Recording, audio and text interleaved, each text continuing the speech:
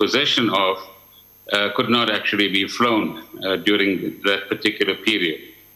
This then compounded its financial difficulties, and those were further exacerbated by the fact that his former CEO, Mr. Nchanga, and CFO, Mr. Shelley, failed to undertake certain financial responsibilities that they had during that period.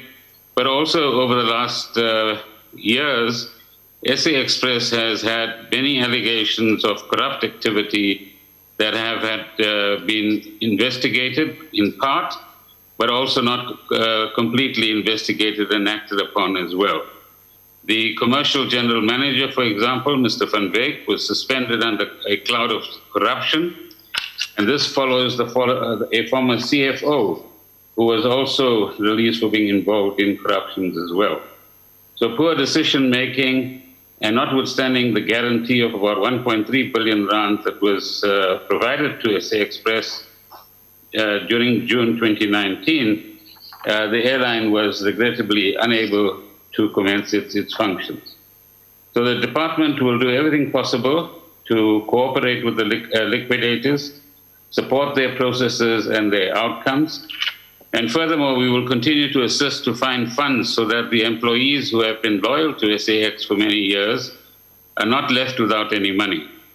Although they currently face many difficulties, let me emphasize that we hope that those difficulties would be short-lived.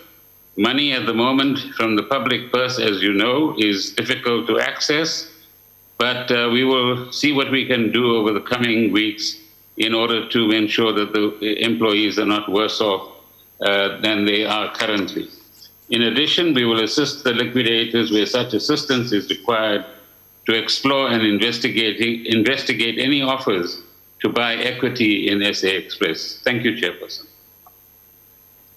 Thank you very much. Honorable Njaisa, I believe he is in the house, in the chamber. Yes, Honorable Njaisa. Thank you very much, Chairperson. Honorable Minister, does your department have new plans now to take this national airline forward? Are you comfortable with those plans? Are you sure this time around that those plans are not going to fail? Is there anything that is coming from the business rescue practitioners to make or to take this national airline forward? Thank you, Chairperson. Thank you, Honorable Njaisa. The Minister. Chairperson, Honorable Njaisa should note that the business rescue part of the processes underway have in fact expired now. We are now in a different phase in the commercial process where SA Express is under provisional liquidation, and on the 9th of June, the relevant courts allowed liquidators further 3 months in order to explore possibilities of equity partners or others who might be interested in funding the airline going into the future. At this point in time, I'm not aware of any concrete information, but we do have the period granted by the court to explore other possibilities as well. Thank you. Thank you very much. The next follow-up question will come from the Honorable Mishwe Muruti.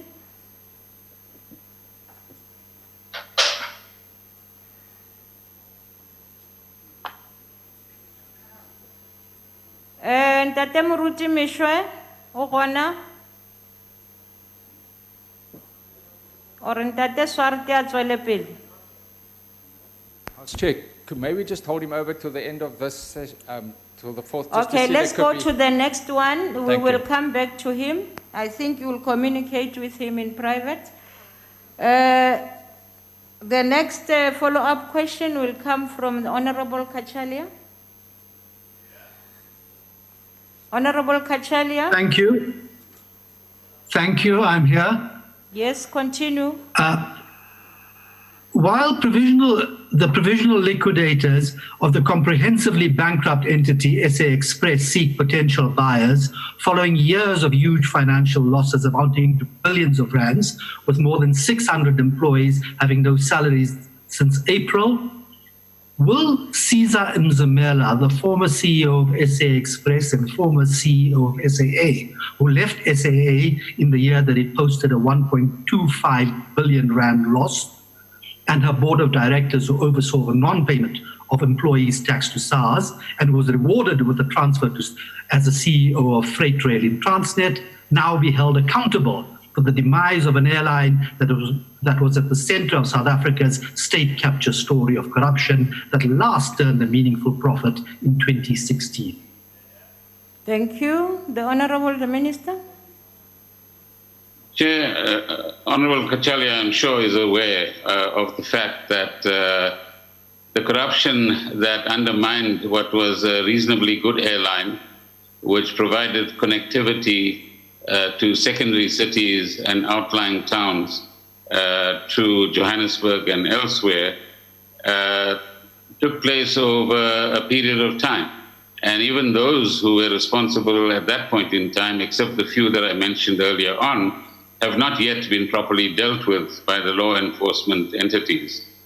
So by the time the acting CEO took office, just after the grounding problems of SA Express were overcome in 2019 or 2018, this was a broken machine in many ways, and both the board and the acting CEO tried their best to see what they could do to get this process going. So to the best of my knowledge, no corruption or deliberate undermining of the airline took place during that time, and if Mr. Kachalia has alternate information, he should make that information available to us. But let me also comment on his remark about somebody or the acting CEO, former acting CEO, being rewarded.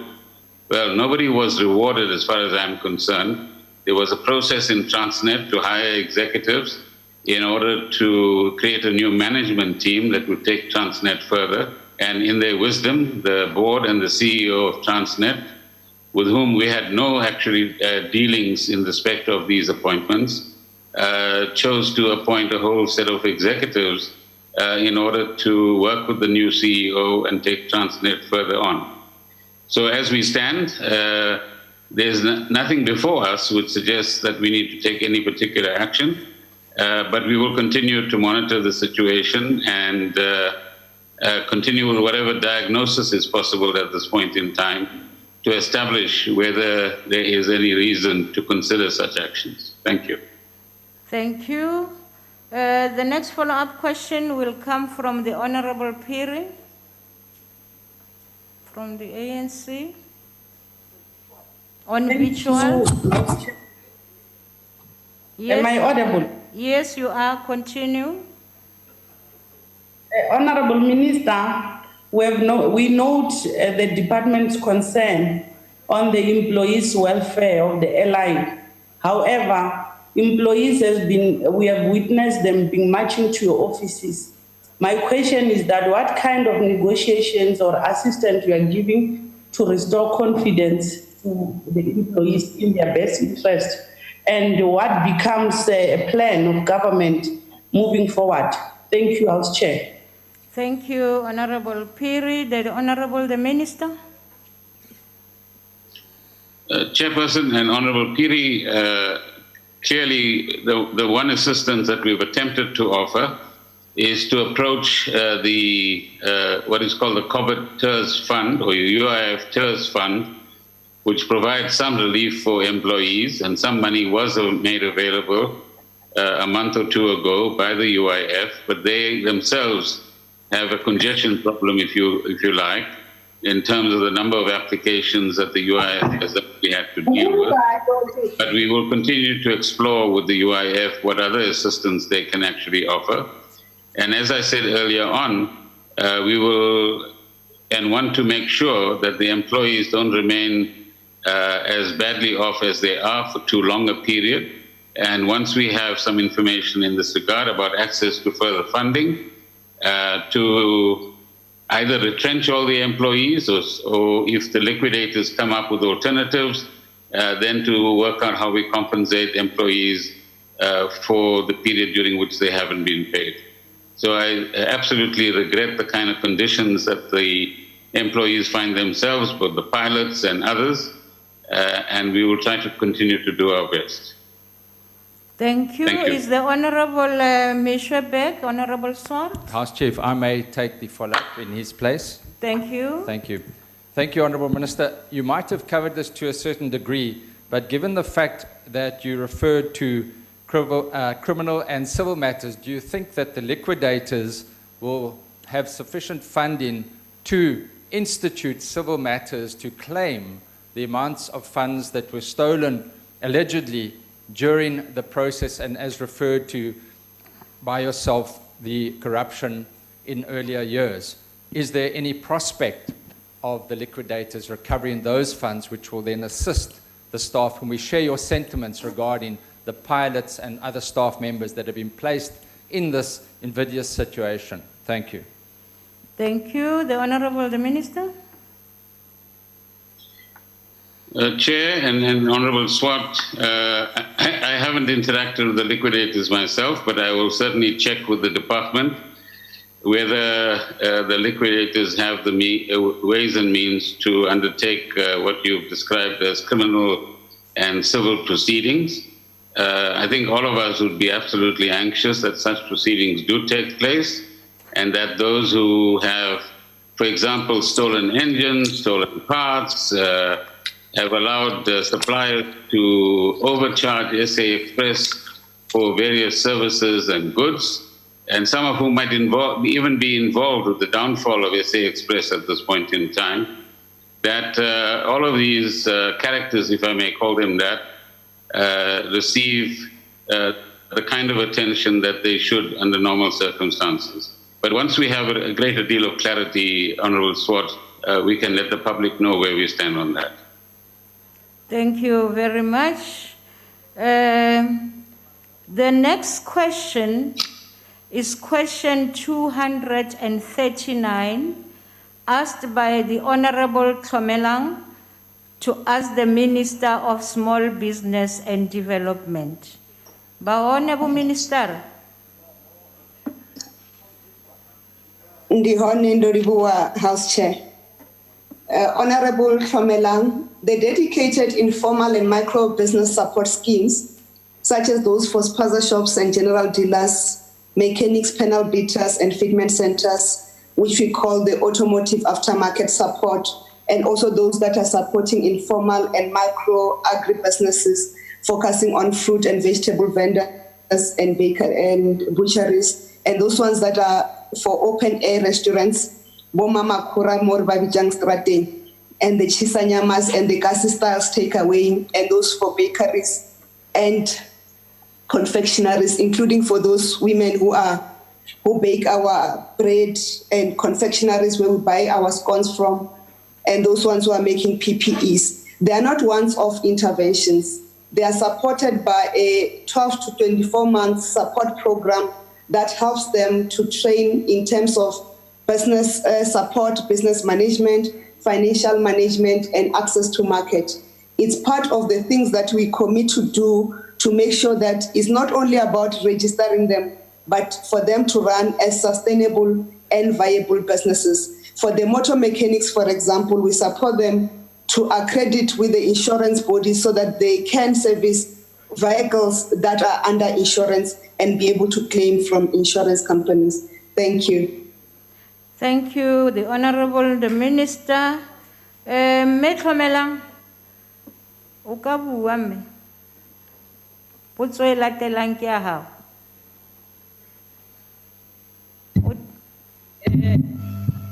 Thank you, Chair. Can I continue? Hello, Chair. What's happening? Can you hear me, Chair? Hello, Chair. Can I continue? Yes, yes. Also, well, we're waiting for you.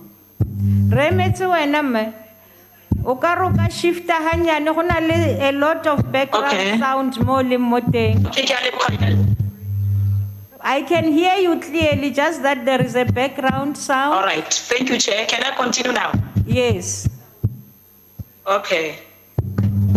Chairperson. Thank you, Honorable Minister, for your prompt response. Honorable Minister, how many informal businesses have been formalized during COVID-19 lockdown? What are the benefits, Honorable Minister, for formalization? Can you please clarify us about the processes? Thank you, Chair.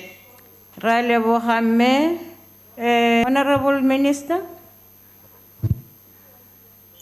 House Chairperson, we were able to formalize and we continue to formalize, at least to date, we have formalized 2,242 spaza shops and processing applications from 4,406 spaza shops. We are already processing applications from 31 small-scale and informal bakeries. Some of them are run by cooperatives, and 33 applications from motor mechanics and panel beaters, and also from 15 enterprises that are making clothing and garments for our people. The importance of formalization is that during this difficult period, you are able to then assist these businesses to build a credit profile, and then they can be able to access credit from the financial banks without getting to be dependent on government. That's why in my earlier response, No audio. Continue, Minister. House Chairperson. Continue. Thank you. That's why in my earlier response, I indicated that we are supporting these small enterprises to formalize and stay with them for the next 24 months, because we want them to have access to build a credit profile and they can run as profitable business. And also we've partnered with the banks to make sure these banks can then create products that are suitable and less costly to the small scale and informal businesses. You will know that as we grew up, our people who were running informal businesses could not access credit as businesses. They always access credit as individual persons. Therefore, the credit standing of an individual affected the viability of their business. So by formalizing them, we allow them or assist them to access credit. But it also assists them to have access to markets that ordinarily they will not be able to. But with the COVID disaster, you would have noticed that we are required to socialize, to do social distancing, to sanitize. It is important for government and the health officials to know where these businesses are located. It's only when they are formalized and registered that we are able to know where they are, and we can do contact tracing in case an incident happens. But it's also good for hygiene, but also to trace where our people are buying things and what are those things that our people are consuming. Because it's only when we know what our people are consuming as government, but also as society, we can be able to prevent diseases and transmissions of unnecessary virus. Thank you. Thank you. The next question will come from the Honorable Hlengwa. Honorable Hlengwa, before ukhuluma, nangisafunda isikolo bekunento ukuthi sibhala abarasayo eklasini. Ngizocela the whips. It's easy to write abarasayo because their names appear on the screens. Ngicela ningincede and kube nento eyenzakalayo kuleyo ndawo, because it's disturbing for these people to keep on coming in on the screens and disturbing as we are doing. Honorable members, please make sure that your mics are muted so that there is a smooth movement in the House and on virtual. Please, otherwise siyababhala abarasayo sababona emva kwesikolo. Siyaqhubeka babuhlengwa qhubeka. Thank you, House Chair. Besengithi uzothi mina orasayo besengithukile. Honorable Minister, during the presentation of your department to the Portfolio Committee on 3 June this year, some 20 days ago, on COVID-19 interventions, key concerns were raised about the fact that sole proprietors face problems complying with requirements for debt relief fund. The department stated it would engage with the Department of Trade, Industry and Competition to determine if it could make it easier for sole proprietors and informal businesses to register for this debt relief fund. What then, Deputy Minister, steps have been taken since the 3rd of June meeting to make it easier for sole proprietors to register? Linked to this, Minister, is the fact that many young people, after having been encouraged to start businesses, and those that actually did just ahead of this lockdown, have actually now found themselves in the lurch. What direct interventions for those businesses that at the start of this lockdown were also starting up, what assistance will they get, given the fact that some of the requirements require them to have been about in business for a year? Thank you. The Honourable Minister. Thank you, House Chairperson. Thank you, Honourable Klengwa. Let me start to clarify that the debt relief was never designed to support informal traders or informal businesses.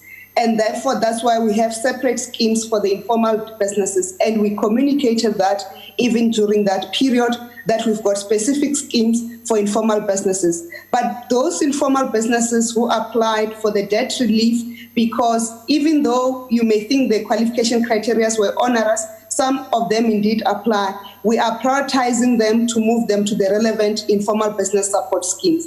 Similarly, the sole proprietors, they were allowed to apply for debt relief. The issue that was at debate was whether they should open and not open.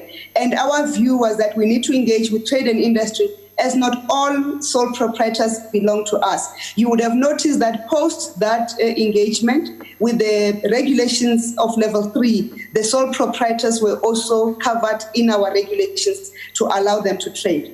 As it relates to the question around what are we going to do with startups, is linked to what we are going to do to assist all small businesses, formal ones in particular, because the informal ones, we've got dedicated support schemes. As we reopen the economy, we are working on finalizing what we call a business viability scheme that will allow this, all businesses that will be viable in terms of the new business models that will be required to be supported and to further their businesses. So we'll deal with the applications at that end. You must remember that we continue to work with our incubators and venture capital partners to make sure that startup businesses are also supported. Thank you for the question. Thank you, the Honourable Minister. The next question will come from the Honourable Dana from the FF+. Honourable Thank Dana. you, Madam Chair. Thank you. Continue, ma'am. Thank you, Chair. Honourable Minister, small businesses are plagued by many obstacles such as cash flow problems, government and legislative overregulation, the poor state of the economy, and now also a pandemic. South Africa is facing massive job losses on top of an unemployment rate of 30.1%. In light of this, what is the Minister and her department's stance on overregulation of small businesses through BBBEE and affirmative action legislation, and for how much longer will the implementation of race-based legislation be prioritized above merit and the well-being of the economy? Thank you. Thank you, Honourable Dena. The Honourable the Minister. Thank you, Honourable Den. We need to clarify that BBBEE and affirmative action policies are not regulation of small businesses. They are a necessary transformatory articles available to government to redress the historic imbalances of what the separate development of apartheid did to marginalize majority of our people. You will recall that there were 2 court cases that we faced. We faced the case of Solidarity versus the Minister of Small Business Development, which was anchored by the Minister of Tourism. Solidarity lost that case because the courts confirmed that BEE is a necessary requirement for transformation of this country. And even the appeal on that case was lost. Recently, the court came back on the matter of the DA versus the President of the Republic of South Africa, which was anchored by the Minister of Small Business Development, and confirmed that the BEE criteria of race, gender, youth, and disability are necessary. The court ordered the minister to go and change that criteria because the minister had developed a criteria to make it optional or a preference for women, youth, and people with disability to be prioritized. And the court said it can't be a preference, it should be compulsory. And when it's compulsory, you cannot only be vague, you must be specific. So as we are currently reworking the formula as directed by the court to make sure that we are specific to promote race, gender, youth, and disability, because an inclusive economy is going to be built and rise from this disaster of COVID, and we cannot be apologetic, and we are not apologetic. Thank you. Thank you very much, the Honorable Minister. Umbuzo olandelwayo uzobuzwa ngumhlonishwa onkwankwa.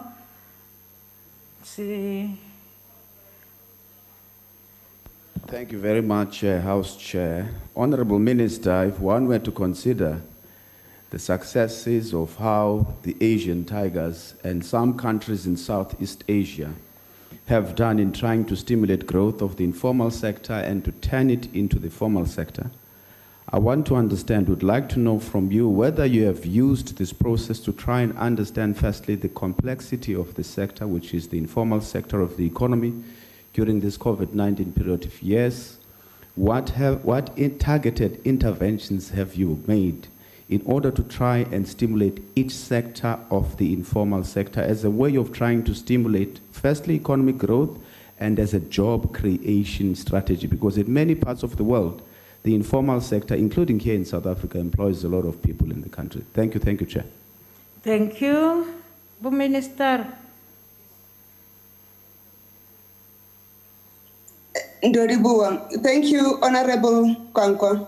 You are correct that the informal sector, even in the small business sector category, employs the highest number of people, even in this country. That's why we have a program that is dedicated and not a generalized program. We have a program that focuses not only building the informal sector, but also building the township and village economies, which the informal sector are predominantly found. So what we have done with this program, I've earlier mentioned that we've got a scheme, for example, that supports panel beaters, motor mechanic, and auto fitment centers. Honorable members will know, those of us who grew up in the disadvantaged communities, of a motor mechanic in a street corner or who works under a tree in some village. And those motor mechanics, it's not that their skill levels are not good. Those motor mechanics were trained at TVET colleges or technical colleges, and some of them have trade certificates, but they do not have access to facilities to make their businesses be recognized or be accredited by insurance companies. So our program to support motor mechanics, we give them training to run the workshop and make sure that if your car is sent to that motor mechanic, you can have an estimation of when will it return, what the guarantee that the parts or components that are going to be fitted in that car have some guarantee or warranty.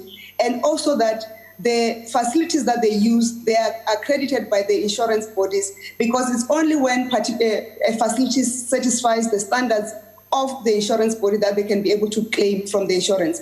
This will allow the motor mechanics and panel beaters and auto fitment centers to have access to the motor vehicle market, which is almost 13 million in this country, but only 30% is covered by warranty or under motor plan, and the rest remains open, which means the ordinary motor mechanics can participate in that. So we are creating markets for these people. I'm just using that as a singular example.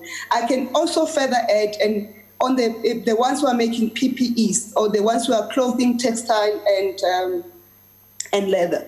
Majority of them, we know them for making the cloth face masks, but they don't only make cloth face masks, they make aprons, oversized shoes for hospital care and all those things. We are helping them to access the markets for healthcare services. That's why the National Treasury amended the Treasury note to make sure that government departments and agencies procure their PPEs from the SMEs who are accredited in the database of the Department of Small Business Development.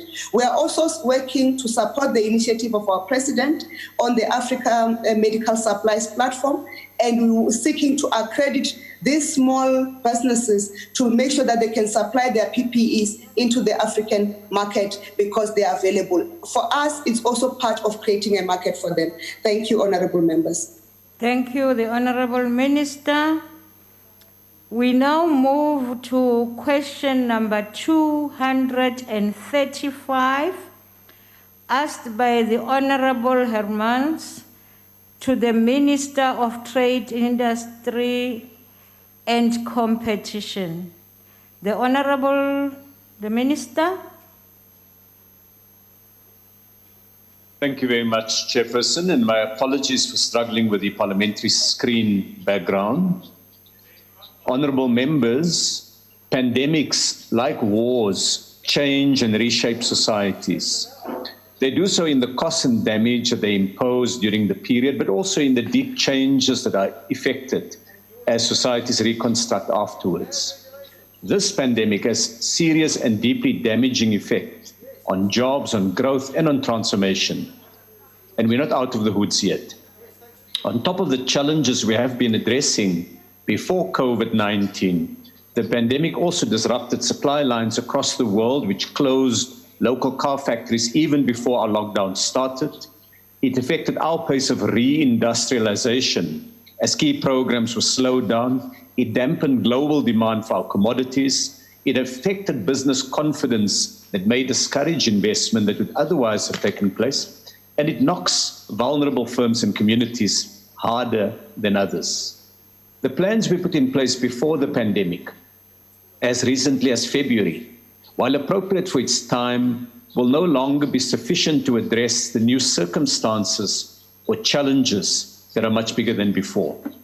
The President announced a 500 billion rand package of immediate actions in April to support workers, firms, and vulnerable communities. Clearly, honourable members, a scaled-up reconstruction plan will be necessary to address the jobs and growth impact of the pandemic and building on the interventions that are being put in place. To turn to the first part of your question, Honourable Hermans, I want to highlight 5 elements of such a plan. First, infrastructure-led recovery measures that focus on critical economic, social, and industrial infrastructure and use that program to build and rebuild local supplier industries. Secondly, a thoughtful import replacement program and more resilient supply lines to avoid the gaps and the disruptions we face with global supply chains, so that we produce the PPEs, the medical equipment, the basic foods, and the other products needed in the country and on our continent. Third, deepening the digitization and greening of the economy, bringing more small players and township enterprises into the new digital platforms and speeding up green economy measures. Fourth, transformation of economic structures to create more economic inclusion and stepping up the pace of transformation with targeted measures for small businesses and black industrialists. And we need to address the issue of worker participation in company boards to truly transform the workplace. Fifth, building the opportunities on the African continent with a greater focus on innovation and industrialization backed by the African Continental Free Trade Area and accompanied by investment in factories and infrastructure on the continent. In the second part of your question, Honourable Hermans, I want to note that the President announced that over the next 5 years, the IDC would scale up its investment into youth and women-empowered enterprises. Since the 1st of April this year, the IDC has approved a total of 358 million rand for funding to women and youth-empowered companies. Of these, one transaction involves a youth-empowered business that makes PPE masks, and 7 involve women-empowered businesses, including companies that make PPEs and sanitizers and disinfectants, but also companies making products such as plastic containers for cosmetics, cleaning products, roller towels, facial tissues, serviettes, and napkins. Thank you. Thank you. Thank you, the Honourable Minister. Honourable Hermans. Thank you, House Chair. Minister, the lockdown has had negative impact, a very negative impact on the economic activities in our country and across the world.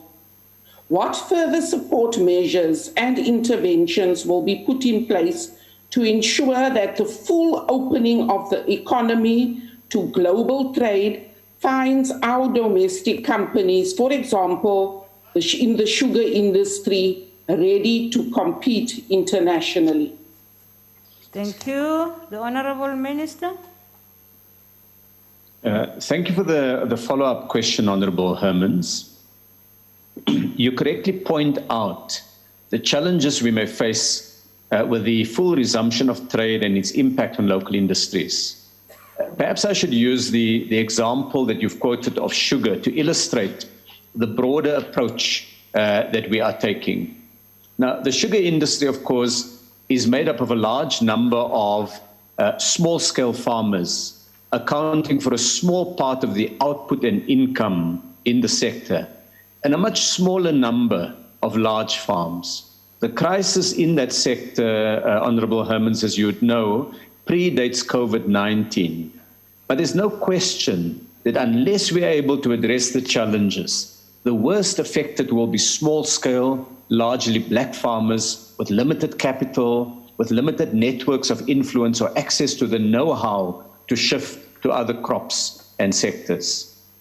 Before the COVID crisis, we spent time developing the Sugar Master Plan, looking at two areas, how to grow the sector and how to transform the sector, because they're two parts of the same equation. On the growth side, the economic problematic that the industries had to face is that demand for sugar domestically is shrinking. Because of the decline in consumption of sugar, we now have less sugar in our beverages, we're more health conscious, but also there's been an expansion in the levels of imported sugar. So we sat down with the key role players, the retailers and the food industries and beverage industries that are big users of sugar. And we have from them an in-principle commitment to localize more, to buy more local sugar, as well as to give us the opportunity for a deeper restructuring of the sector.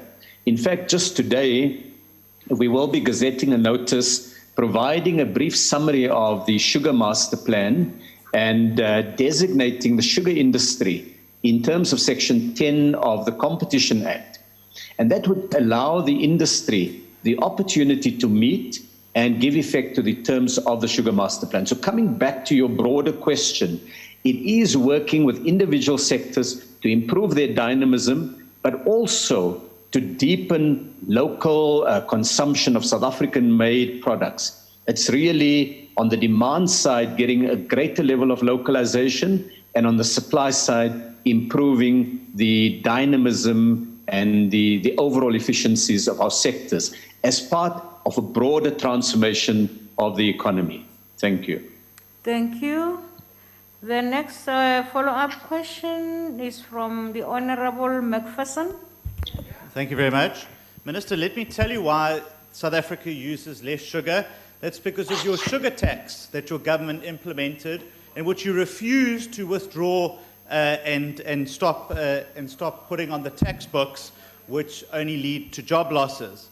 But on the 22nd of May, Enoch Godonwana presented an economic reconstruction document which contains some interesting views. When it comes to your plans to reboot and totally restructure the economy, will this include creating more SOEs, including a state pharmaceutical company, a state bank for financing, prescribed assets to prop up Eskom, a 33 billion rand bailout for SAA, and nationalization without compensation? If it does, is this not what the ANC have been advocating already for the last decade, which has got us into this mess in the first place? The Honourable the Minister. Thank you very much for the question. Let me start with the sugar tax. Honourable Macpherson would be well advised to get advice from medical professionals on a global trend, something that's not confined to South Africa, in which consumers are becoming more conscious of some of the challenges of high sugar intake. We have followed that global trend in putting in place public policy measures to address this, but at the same time we recognize the speed with which health measures are introduced need to be carefully calibrated with jobs and other key issues. So what we've done on the sugar industry is to say, what is it that are the potential opportunities for the use of sugar or the use of sugar lands, the fields, the farming areas, and so on. And in the master plan, two basic ideas have come out. But the first one is indeed the idea that there are other uses for sugar. And so we're looking at the question of biofuels and bioplastics, among others. And the second area is to see, can we foster and stimulate and encourage greater industrial diversification on sugar farms, such as the planting of nuts, essential oils, and so on. So that represents one part of the equation. The other part of the equation is, how do we address the growing increase in the import of sugar? Some of it is from countries like Brazil, where there are trade tools available to us. Others come from our neighbor Eswatini. So it's in dealing with all of these challenges as a whole that we find an appropriate and proper response. And so therefore, I think the jibe is inappropriate and unearned. On the broader question that has been asked by Honorable McPherson, indeed the question of economic reconstruction is going to be fundamental. It will require a mix of measures. Some of it will be intervention by the public authorities and government. We've seen elsewhere in the world some really interesting examples. Others will be supporting and fostering a greater level of private entrepreneurship and a strong role for the private sector in stimulating jobs and investment. And yet others are, in fact, deepening the level of worker involvement in the economy more broadly. Thank you. Thank you, Chairperson. Just a reminder for the subsequent, the first question you have 4 minutes, and the subsequent ones you have 2 minutes, ministers, even those who are still going to respond. The next question comes from Honorable Langa. Thank you, Chairperson. Our follow-up is on the second part of the main question, of which the Minister only highlighted on his response. And we will request the Minister to rather respond in detail. Can the Minister tell us how many women-owned businesses have been part of your trade mission?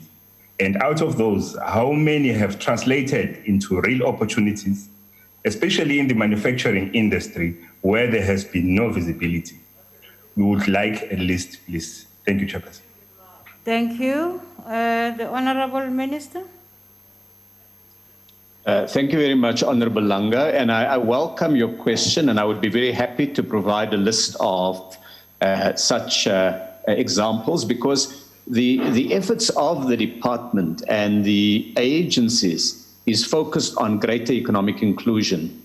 When women are supported with trade missions, with efforts to increase the extent of women enterprises in the economy, it's not an act of charity, it's not an act only of social redress, it's fundamental to South Africa's economic future.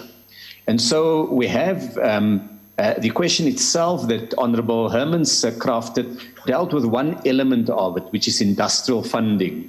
The efforts by the IDC in terms of the commitment that was set out in February this year. So certainly to the extent that we as a department have other areas and other instruments, they are also increasingly being utilized to see how we identify opportunities for women-owned enterprises and youth enterprises. I want to go back to the IDC one because it's a really interesting example where some 6 years ago, the IDC was set a target to improve the level of investment in women-owned enterprises. it has exceeded that target, and yet the opportunities to bring more women in the economy is enormous. So on Honorable Langa's question for a list, I'm sure we can provide that list of efforts that have been made, and I would welcome the opportunity to do so. Thank you, Minister. Thank you. Akhbaralit Mulder, this is a date. Thank you. Thank you, Honourable Chair. My follow-up question to the Honourable Minister is on the first part of his question, on the reopening or rebooting of the South African economy. And the question is, do the Minister admit that state capture and corruption contributed immensely towards the downgrading of South Africa as an investment destination by the world's biggest credit rating agencies, with a detrimental effect on trade and industry, leaving the South African economy vulnerable when the COVID-19 pandemic arrived, thus imposing an even bigger challenge on the reopening of the economy and trade? Thank you, Chair. Thank you. The Honourable Minister. Thank you very much, Honourable Mulder. There's no question about it that state capture and the cost of corruption weakened our economy, and there is no question also that it had a negative impact on GDP and on jobs. In fact, Honourable Mulder, you'd be interested to know that we ran an initial exercise in the year 2017 looking at the impact of state capture and corruption on economic performance. So that, I think, is absolutely one element. But it's not the only issue that we need to deal with. We found, for example, that a big constraint to deeper and more sustainable economic growth is high levels of economic concentration in South Africa, where, in fact, dominant players effectively are able to keep small players out of the market. We found that lack of sufficient investment in infrastructure resulted in bottlenecks that constrained the levels of growth. And of course, critically for us, the small size of the South African market, with fewer than 60 million people, meant that we needed to look north, look to our own continent, and ensure that we take the kind of steps to integrate economies on the African continent so that we create scale and size. So there's a range of factors that contribute to lower growth. And of course, with the COVID pandemic, as I've indicated in my reply, they will aggravate some of these. But there's also an opportunity now to think in a different way, to take some of the constraints that has limited policy making and partnership and address them. And in fact, as I indicated, very often pandemics and wars does open up space, and people do think in new ways. So I have no doubt that out of the measures we take going forward, there will be enormous opportunities for South Africa, industrial opportunities, but there are also huge costs that we will have to bear from the period we've gone through. Thank you. Thank you. That was the last supplementary question. We now move to question 244, asked by the Honourable Minam to the Minister of Public Enterprise. The Honourable Minister. Thank you, Chairperson. Honourable Van Menen, Eskom has achieved most of the 2019-2020 objectives for divisionalization as set out in the roadmap for Eskom in a reformed electricity supply industry paper, which was issued in October 2019. Target dates for the balance of the milestones envisaged in the roadmap have been refined given the complexities associated with these changes. The high-level achievements to date were highlighted to Parliament as follows. The functional leader operating model has been adopted as the basis for how Eskom will manage its business. This allows the various businesses to function independently. Business models for the divisions and corporate functions for the first phase of divisionalization are at an advanced stage of completion. A total of 8,890 employees have been linked to the operating divisions, of whom 6,500 are from head office functions. The volume of staff linked enables the line divisions to function separately. Any further relatively fewer changes in future will be to align with business and operating models once they have been completed. Divisional managing directors have been appointed, divisional boards have been appointed, divisional board members for all 3 Eskom divisional boards have been already been meeting. Cash flow statements and income statements are in place for the divisions. We have achieved the first step in the creation of the market operator and central purchasing agency by contracting between generation, transmission, and distribution. Internal trading between the divisions is in place. This was done by setting up a trading simulation, internal transfer pricing, and the balancing mechanism. Agreements between divisions have been concluded. This formally enables trading and new behavior around forecasting and availability, which is improving and allowing for better balancing and predictive loads due to penalties and benefits that arise from these daily trades. Despite this being a virtual trading space initially, lessons are being learned about what rules would need to be refined and what risks would arise in various scenarios. This approach is bearing fruit in also managing possible risks and highlighting skills needed and informing more effective operations once the unbundling occurs. As far as the legal separation is concerned, this will depend upon regulatory and policy changes in the electricity industry and could possibly happen late in 2021. Thank you, Chair. Thank you. The Honourable Minam. Thank you very much, House Chair. Honourable Minister, in an interview yesterday, the CEO of Eskom confirmed that in future there will be less coal-fired generation capacity and that Eskom needs to structure itself in a way to attract private investment to compete, particularly with regards to energy generation, and that this investment and competition is in line with the new era of generation, including renewables. Does the Minister agree that this emphasis towards private investment and increased competition heralds the future approach towards Eskom, and in particular energy generation? And will he be looking to ensure that the unbundling will be focused on allowing this freeing up of the market? I thank you. Thank you, Honourable Member. The Honourable Minister.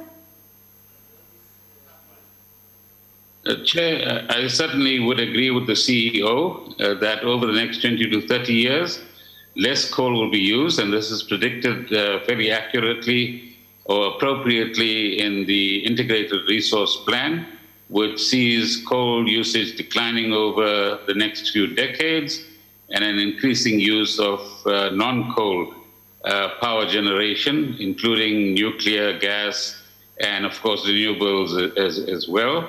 Secondly, let me point out that already within the generation scenario in South Africa, you have mixed generation already, that generated by Eskom on the one hand, and by various private sector entities, whether it's renewables or self-generation in mines, and the Minister of Energy has issued several licenses and will continue to do so in that particular regard. Thirdly, in relation to competition within the generation sector, we've already had Eskom cluster the power stations into 3 clusters, and in the near future, all of those clusters will have to compete on the basis of price and efficiency with each other, let alone competition between themselves as Eskom-owned generation plants and the private sector generation as well. So there's no doubt that as we traverse the next decade or so, there will be formidable changes taking place on the generation side of this business. Thank you, Minister. Thank you. Thank you very much. The next follow-up question will come from Honourable Mkwanazi as I allow the Deputy Speaker to come in. Honourable Mkwanazi, Deputy Speaker, you will come in after the Honourable Mkwanazi. Honourable Mkwanazi. Thank you. Let me check it. Thank you, House Chair. Minister, we appreciate and acknowledge the work that has been done and the progress done by the department under your leadership.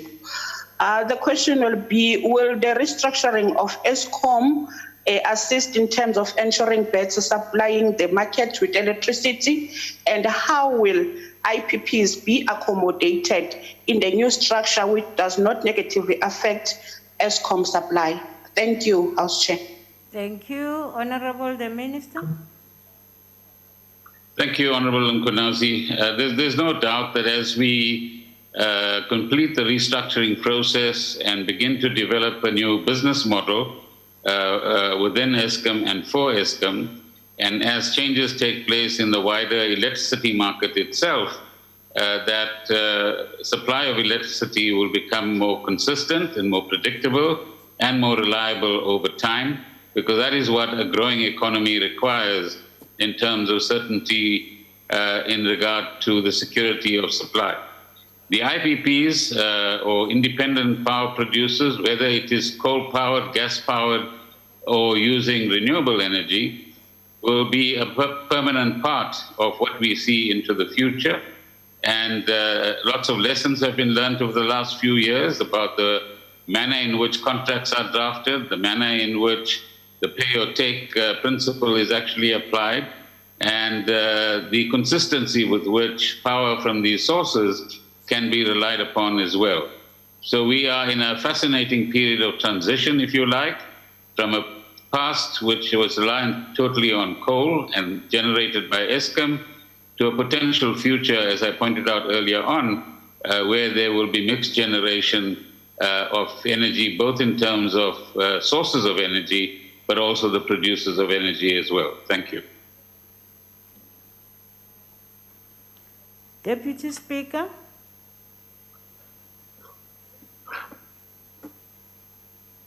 Deputy Speaker, are you on the platform? Okay, we continue for now as we trace the Deputy Speaker. The Honorable Vessels.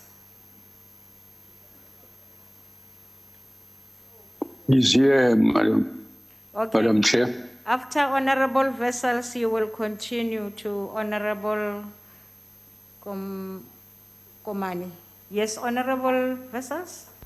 Thank you, Deputy Speaker. You'll take over. Thank you. Thank you, Honorable House Chair. To the Minister, how does the unbundling of Eskom address its debt burden? Each separate entity will have its own CEO, its own board, and its own top management at exorbitant salary levels. How will this address the financial woes of Eskom and the fundamental causes such as the outstanding debt of municipalities? I thank you. Minister. Deputy Speaker, it's a very good question. I think at the end of the day, taking Eskom out of the woes of its past and the period of state capture and corruption that it underwent over the last few years does mean that on the one hand, we've got to get a new board, get a new management team, and get greater efficiencies in which Eskom operates. And as the President pointed out in several SONA speeches, Eskom will require a change in its business model. It will have to become more consistent with the kind of models that have been introduced elsewhere in the world, where the integrated vertical model is no longer regarded as the most efficient way and the most competitive way in which to generate and transmit and sell electricity at the end of the day. And furthermore, as the President pointed out, Eskom will not be able to trade its way out. And as a too big a risk or too big a problem to fail, the state has come to the assistance of Eskom in relation to alleviating a part of the debt burden. But there are currently ways in which different formulae are being looked at, and we'll make some announcements in due course to relieve the debt burden. But the path of unbundling or separating the different entities and moving into a future of a very differently structured Eskom and one Eskom holding company is a path that we cannot fail in. As far as the municipal debt is concerned, that's a very minor part, where the total debt is around 450 billion rands. municipalities owe somewhere around 30 billion rands at the moment. Some of that debt is structural in the sense that poor municipalities aren't able to generate the right level of income, or in other regards, there's a bit of laxity that needs to change at the local government level in terms of revenue collection and changing the culture of payment as well.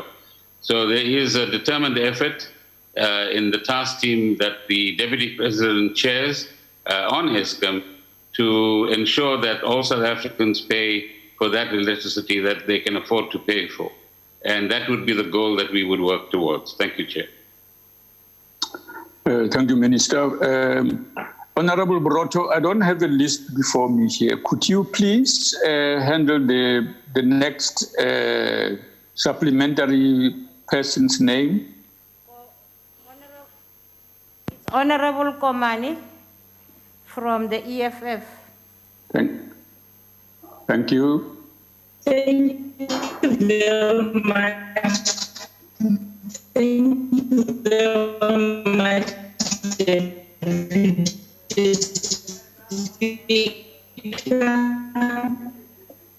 The Minister, are there any assets that belong to I noticed the sound is very bad here. During this process of undevelopment. Can you try again differently, ma'am? We can't Thank you hear very much, Minister. I repeat the question. Are there any assets? Honorable Deputy Speaker, it's Honorable Hlangweni. I can assist with the question because it seems Honorable Komani struggled with network. Okay, go ahead, please. Do that. If I may yes. again.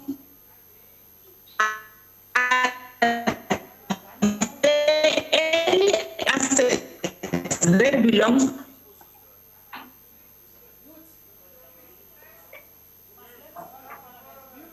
Honorable Speaker, Honorable Minister, the question are there any assets that belongs to Eskom and the public that are going to be privatized during the process of unbundling Eskom? If yes, can we have a list of the assets, please? Thank you. Thank you very much. Minister? Thank you, Honourable Member, for assisting.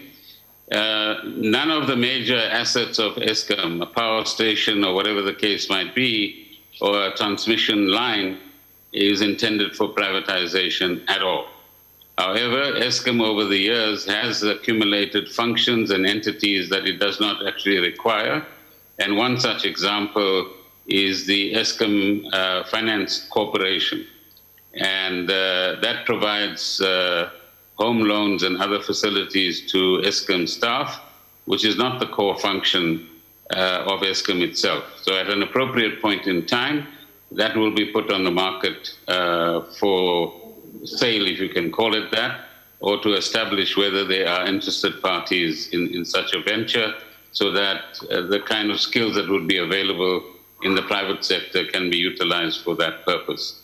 But the income derived from such a proposition would in fact be used to relieve some of the debt that Eskom has, which I referred to earlier on. Thank you very much. Thank you. Let's go to the next question. Are we done the supplementary questions? We are done, Deputy Speaker. I have requested that they send you the supplementary question list. I think you have it in your possession now. The next question, Honorable Deputy Speaker, is 214. You can take it from there, 214. Okay, thank you.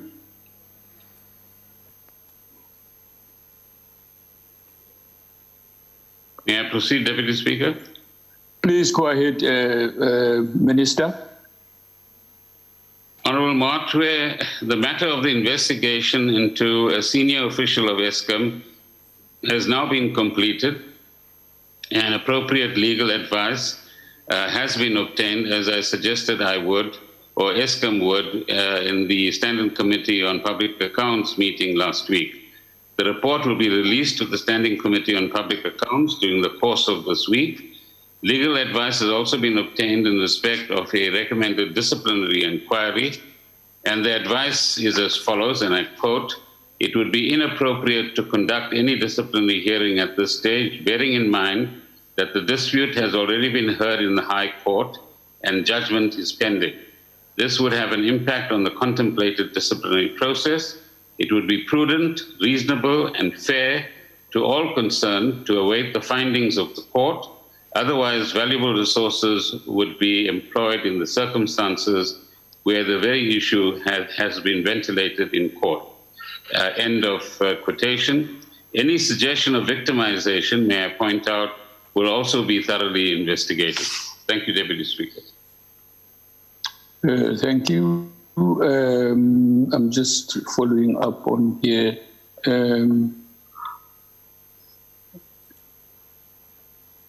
The next supplementary question is by the honourable member who asked the question. Thank you very much, Deputy Speaker.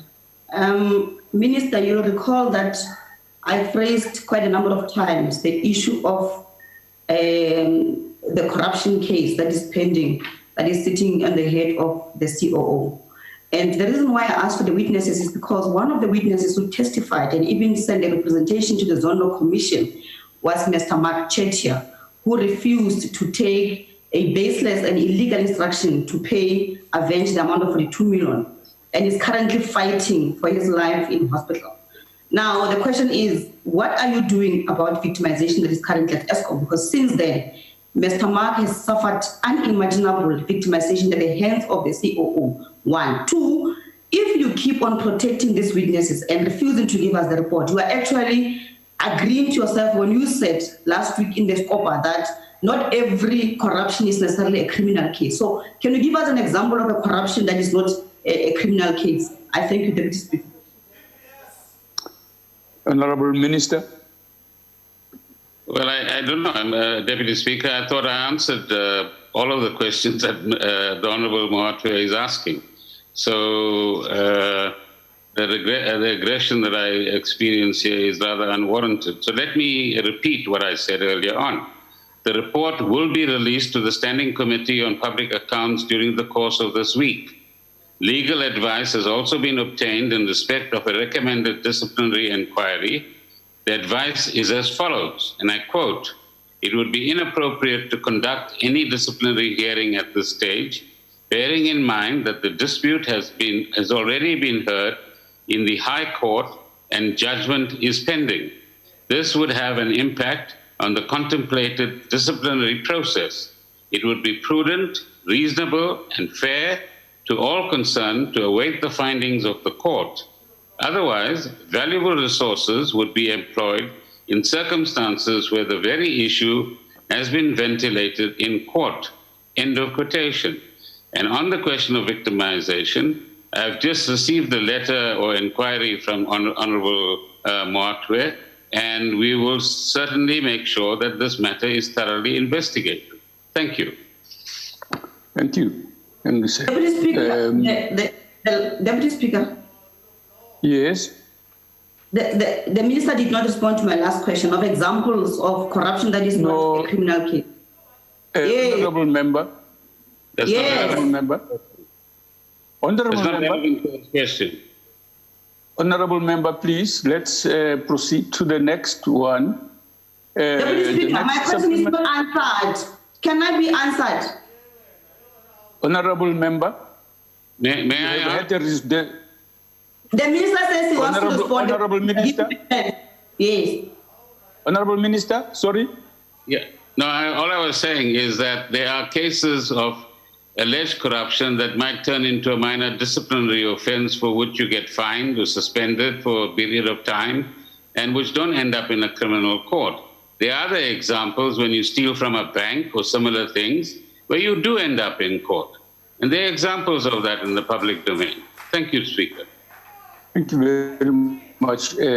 Next, the next one is asked by Honorable Slengwa.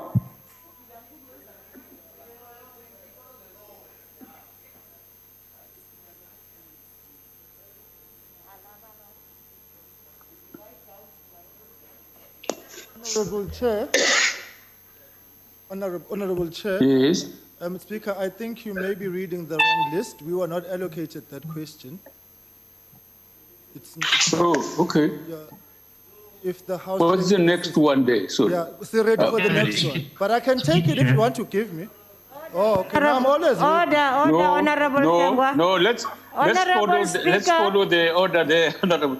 Yes, Honorable Deputy Speaker, the next follow-up question is going to come from Honorable Kachalia. Do you have that one? We are on 214. 214. Let me just confirm that. It's Kachalia. Sorry, my apologies. I just want to question number 5. Yes, go ahead, Honorable Kachalia. Thank you, Deputy Speaker. That corruption appears to be endemic at SOEs is clearly common cause.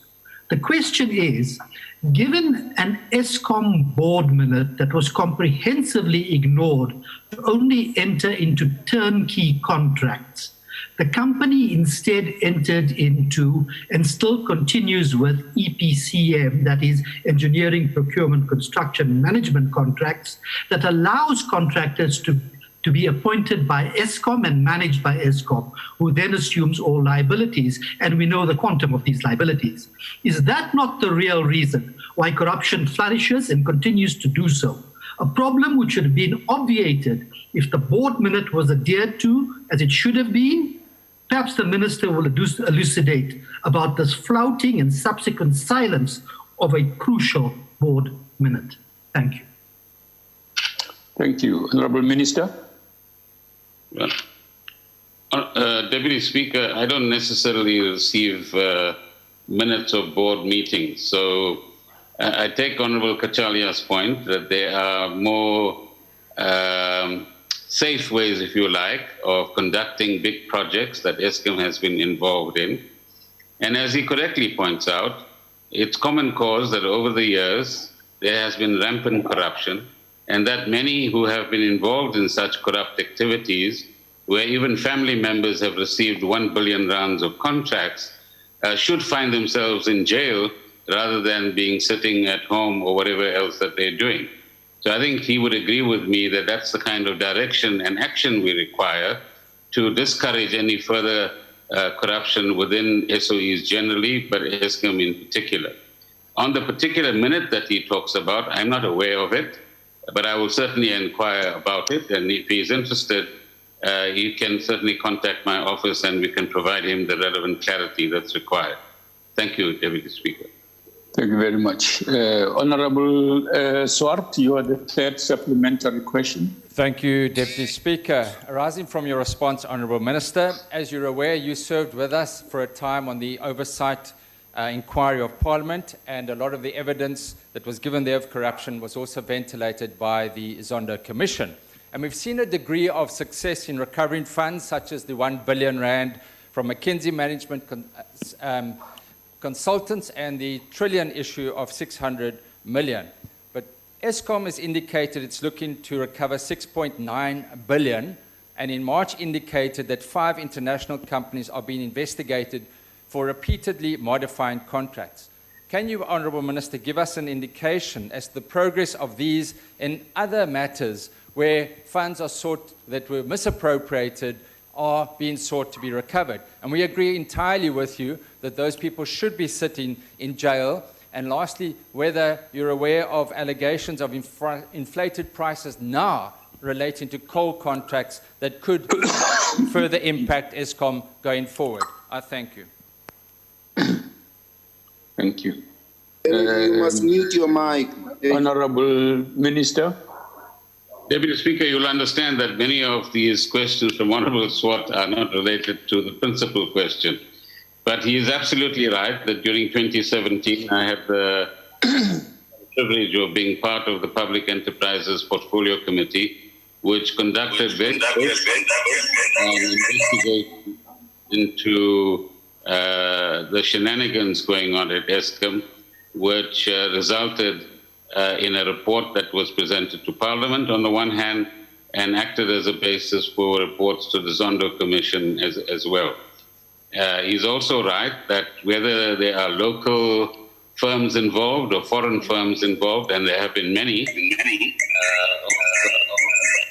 significant repute who have been involved. There's ABB that was involved in one of the contracts. There's, I think, SAP has been involved in some regard as well. You've mentioned McKinsey, and then, of course, firms like Trillion, whose directors and so on, I think, still need a visit from the Hawks so that they can be, apart from covering money, face the charges that they should face as well. But I don't have immediate information on the progress being made in relation to the international firms, but let it be noted that international firms have been an integral part of some of the corrupt activities that have taken place in Eskom. On the question of inflated prices, I imagine that that practice is happening in all sections of government, and the one appeal that one can make, which Parliament should join us in, is that business in South Africa must stop these sorts of practices.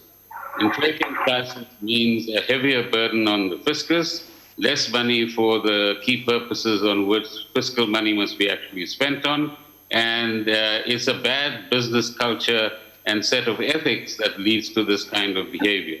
And a revolution is required in South Africa in terms of the morality with which businesses, or some of the businesses, tend to operate. Thank you. Thank you. Let's hear Honorable Kwankwa.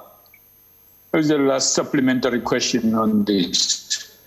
Deputy Speaker, thank you very much for this opportunity. Honorable Minister, you are aware that there were allegations. In fact, as the Standing Committee on Appropriations, when we went on oversight in October last year to Eskom, we were told that the certain contractors were overpaid by 4 billion rands in the construction of Kusile Power Station. This story has been going on in the media, but it seems as if now the Eskom management are denying that there ever was such a transaction. I want to hear from you whether you are aware that there was suppliers were overpaid to the tune of 4 billion rands. If yes, whether an investigation has been done to consider as to who was responsible for that, which suppliers are those, and whether there are any consequences in the event that such an overpayment was done. Has there been any investigation of that kind? If no, why not? Thank you.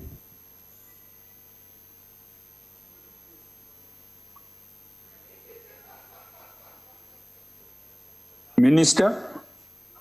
Deputy Speaker, Honorable Kwankwa, I've certainly heard of several amounts, about a 5 billion rands that was paid into Tegeta, which is under business rescue, and it's doubtful whether all 5 billion, according to the CEO, will be recovered.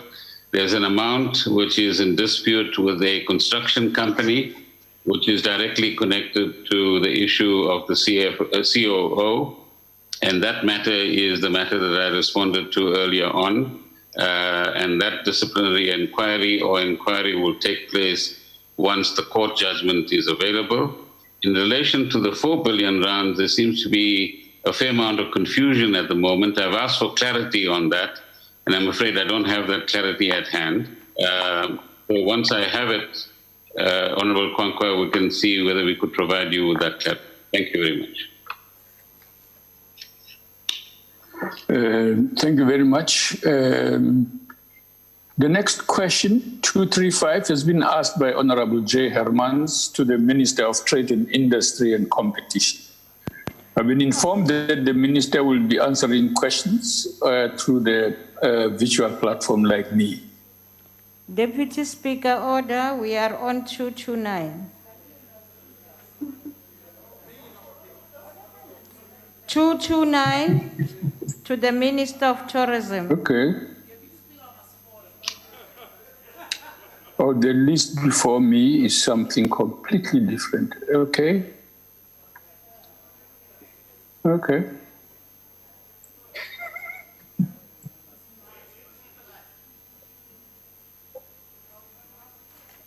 I believe it's Please on call your the visual next, screen.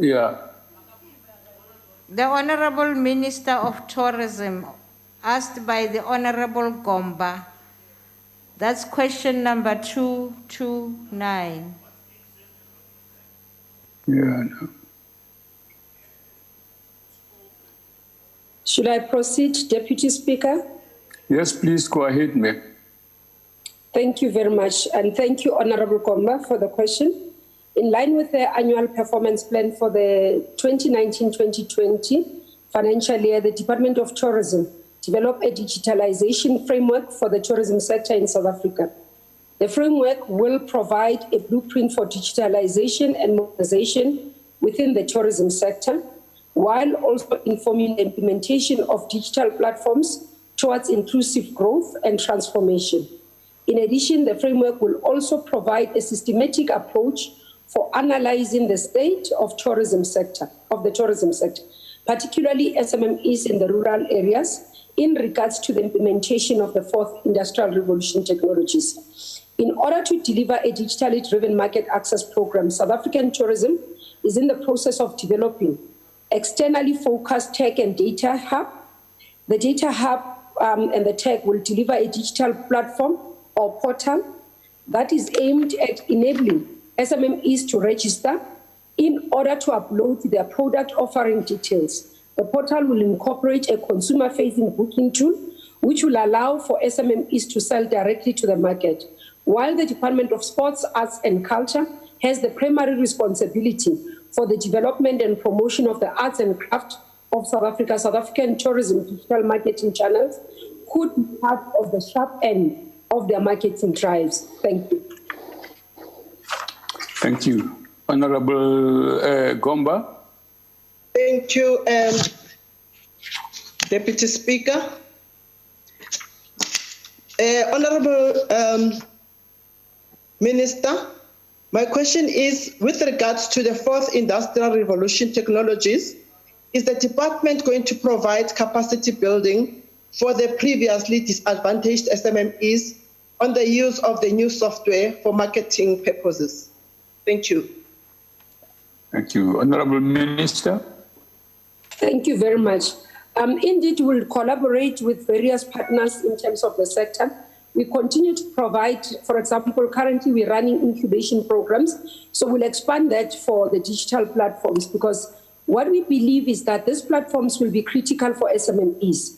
This is where they will be able to sell their products, and especially because if you look at rural areas and small towns or township products, such as BNBs or tour operators in those communities, are not able to utilize the currently available digital platforms because of cost. Because when you register on those platforms, for example, you are either expected to pay about 30% of what is being used or what is being booked. And most of them find this unaffordable and inaccessible. So through the platform that the department will be doing, we'll be able to provide an affordable platform, but also make sure that all those we intend for them to use it, we give them the necessary tools and assist them to be able to use it. Thank you.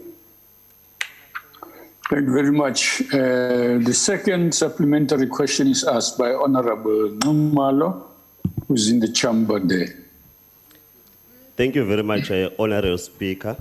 And Honorable Minister, we do note that there are interventions, but I just want you to coin it down to saying if there is a digital strategy in the pipeline for the affected contributors to the tourism sector.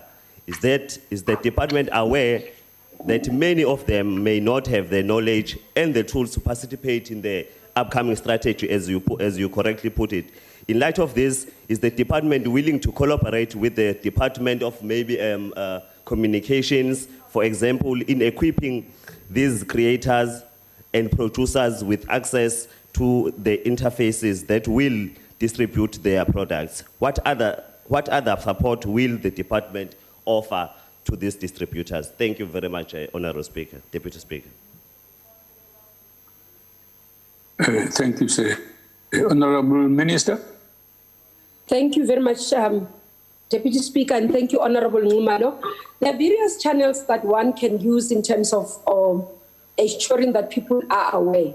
One would be easier. For example, today we do 2 minutes video, which is circulated easily either on WhatsApp and all that. That becomes a training tool.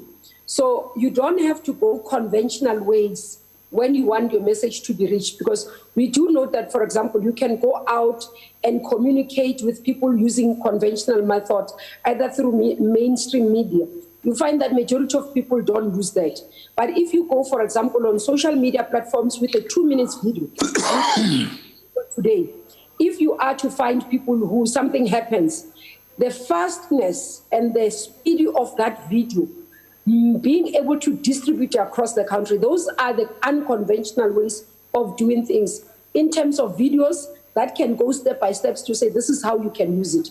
Because that, in terms of that, you can be able to say, even tomorrow when a person has gone through it, when they want to refresh, then they are able to go that. So yes, we can partner with various departments that are utilizing, are communicating, but we do feel that from the side of the department, including with SAT, and our campaigns of domestic tourism, we will be able to reach a number of our sector through the partnership we have with private sector, but also the platforms that we have. We do webinars regularly to be able to reach out. I mean, we've been talking to many of them. Those who do not know, that's what I'm saying. When we had, for example, Women in Tourism meeting, we also agreed to do such 2 minutes video that we can send to WhatsApp. Many of them have WhatsApp conversation that we are able to get in. So there are various mechanisms that can distribute and spread the information more faster, more easier, and more cheaper. Thank you, Deputy Speaker.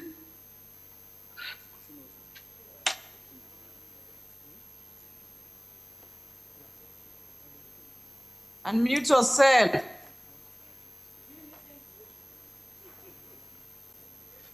Honorable Mtika. Thank you, Deputy Speaker. My question to the Minister is, Minister, people in the remote rural areas, in the villages and in townships do not have data, and they do not have internet connections to sell online. What is the department doing to assist with that? Did you arrange with service providers to assist with the internet signal? If yes, what is to be done, where and when? If not, why? Thank you.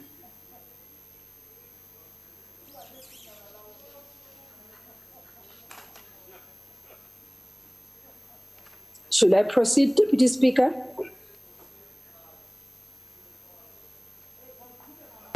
Proceed, Honorable Minister. Thank you. Honorable Muteka, you'd remember that the issue of broadband and internet connectivity in the country remains the responsibility of the Department of Communication. I think that's the first thing. But from our side, and looking at their plans, in terms of broadband rollout, we do believe that there is an opportunity for us to partner as they roll out broadband across the country, as they're looking, especially with their policy of releasing spectrum. It gives us an opportunity for us to be able to say we can partner with them as they do that so that we can create these platforms. Firstly, yes, in terms of issues around access to internet, that's why we're talking about digital hubs. Because if you create hubs, people, even if they do not have the internet access where they stay, then they are able to move to a hub to be able to access that information. They are able to move and locate and load on the platform so that they can have access. So we're looking at that, being realistic about our situation, but ensuring that we drive inclusivity. And the reason specifically, because if we were not conscious when we did this, conscious about the impact, especially on rural areas and remote areas, would not have even thought about the platform, because those who are in urban areas already, currently, we believe that they have access to internet, they can sell their product easily and all that. And this specifically is to respond to the challenge of those who are remaining in the marginal parts of our country, having good products, such as either it's attractions, private attractions, such as B&Bs or lodges or game farms. that they are not able to sell because they do not have the way of doing it. So that's why we are saying hubs will help, but also looking at the plans that Department of Communication have will link very well with what we are doing. Thank you very much.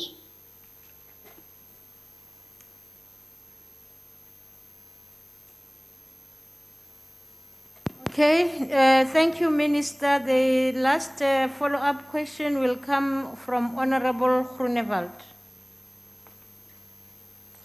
Thank you, Chairperson. Chairperson, to the Minister, except for the digital strategy that is being implemented or developed, is there any other initiative or programs being formulated or implemented that will assist in getting the tourism market, that was once the market that employed a vast number of employees, back to where the market was? The fact that it was the market hardest hit by COVID-19 pandemic regulations. And if so, is there any timeframes in this regard, and will the Minister provide us with a report of that? Thank you, Chairperson. Thank you, Honorable Groenewald. Honorable Minister. Thank you very much, House Chair. Thank you, Honorable Groenewald. Yes, indeed, there are a number of programs that we are working on as the department. What you're talking about, for example, will fall specifically in our work in terms of tourism recovery strategy, where we are looking at, for example, that we need to ensure that when the borders are open, when the skies are open, we are able to have, firstly, the products ready, because we should not assume that when something existed prior to COVID, it will exist. We are seeing quite a number of our sector going down, and therefore one of the things is in the strategies to say, how do we ensure that the products are still available? That's why you have the issues around relief funds to support the work in terms of getting through the risk-adjusted strategy to open the sector so that some of the sectors can start operating and we are able to save them. So that's the first thing in terms of that. But secondly, one of the programs that we run through SAT is around marketing. Marketing of the country remains the major key, and exposing global tourists to what we have as South Africa, our uniqueness of the product that we have, including the people that we have, so that all those that are globally can be able to be attracted to South Africa and continue to visit our country post-COVID. So the issue for us is mainly around the products that we have, the marketing that we put together specifically, because one of the things I must say that beyond just the recovery strategy, which we have shared with the portfolio committee, the work in progress, sorry, we have not shared, we are going to share with the portfolio committee the work in progress, but we'll also share with members of parliament broadly what we are doing with the tourism recovery strategy. But the work that we started prior to COVID in terms of targeted marketing, going into a market, for example, if you are to go to US, if you are go to China, if you are going to go into India, you dissect the market, understand that particular market, who are the people who are likely to travel, what is their interest, and then your marketing and your campaigns specifically target those people so that you can be able to bring them into the country. For example, in India, when we were in India, we learned that more around the issues of conferences, which is falling under MICE, it's a big thing. The issue of destination weddings, for example, in Nigeria is a big thing. So you dissect your market in terms of marketing to be able to attract when you go and market in those areas so that you can be able to bring them and say, these are products that I have that are speaking to your need. So in order for us to be able to do that, that's the work that we are doing to market in those countries, to market in terms of those destination and market, our source market. So it's important that we note that recovery is not happening in isolation to the foundation that we've laid. We'll continue on the foundation that we've laid, and the recovery becomes part of what we boost on, acknowledging the impact of COVID-19 to our tourism sector, both in the country and globally. Thank you, Madam House Chair.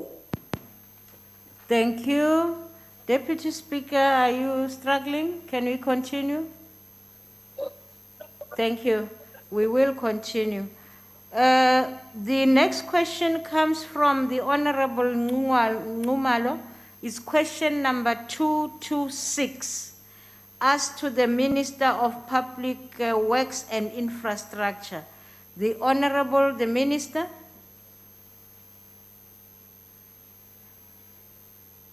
The Minister of Public Works and Infrastructure. Sorry, Honorable Chairperson, I just had to unmute myself. Thank you to the Honorable Member from the IFP, Khumalo.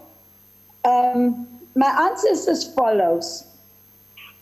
I did not decide to shut down the IDT, the Independent Development Trust.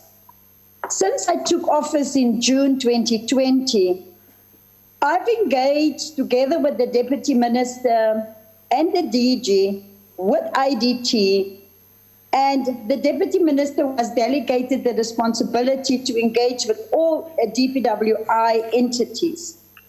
On the 17th of February 2020, IDT Board Chairperson Mr. Motsoaledi wrote to me, and he recommended that the Minister consider the following two options.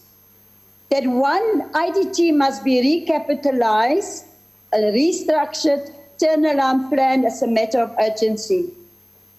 The second option, he said, was the initiation of the process of dissolving the trust in terms of clause 19.1 of the trust deeds, which provides that a trust may be dissolved at any time by unanimous resolution of all trustees.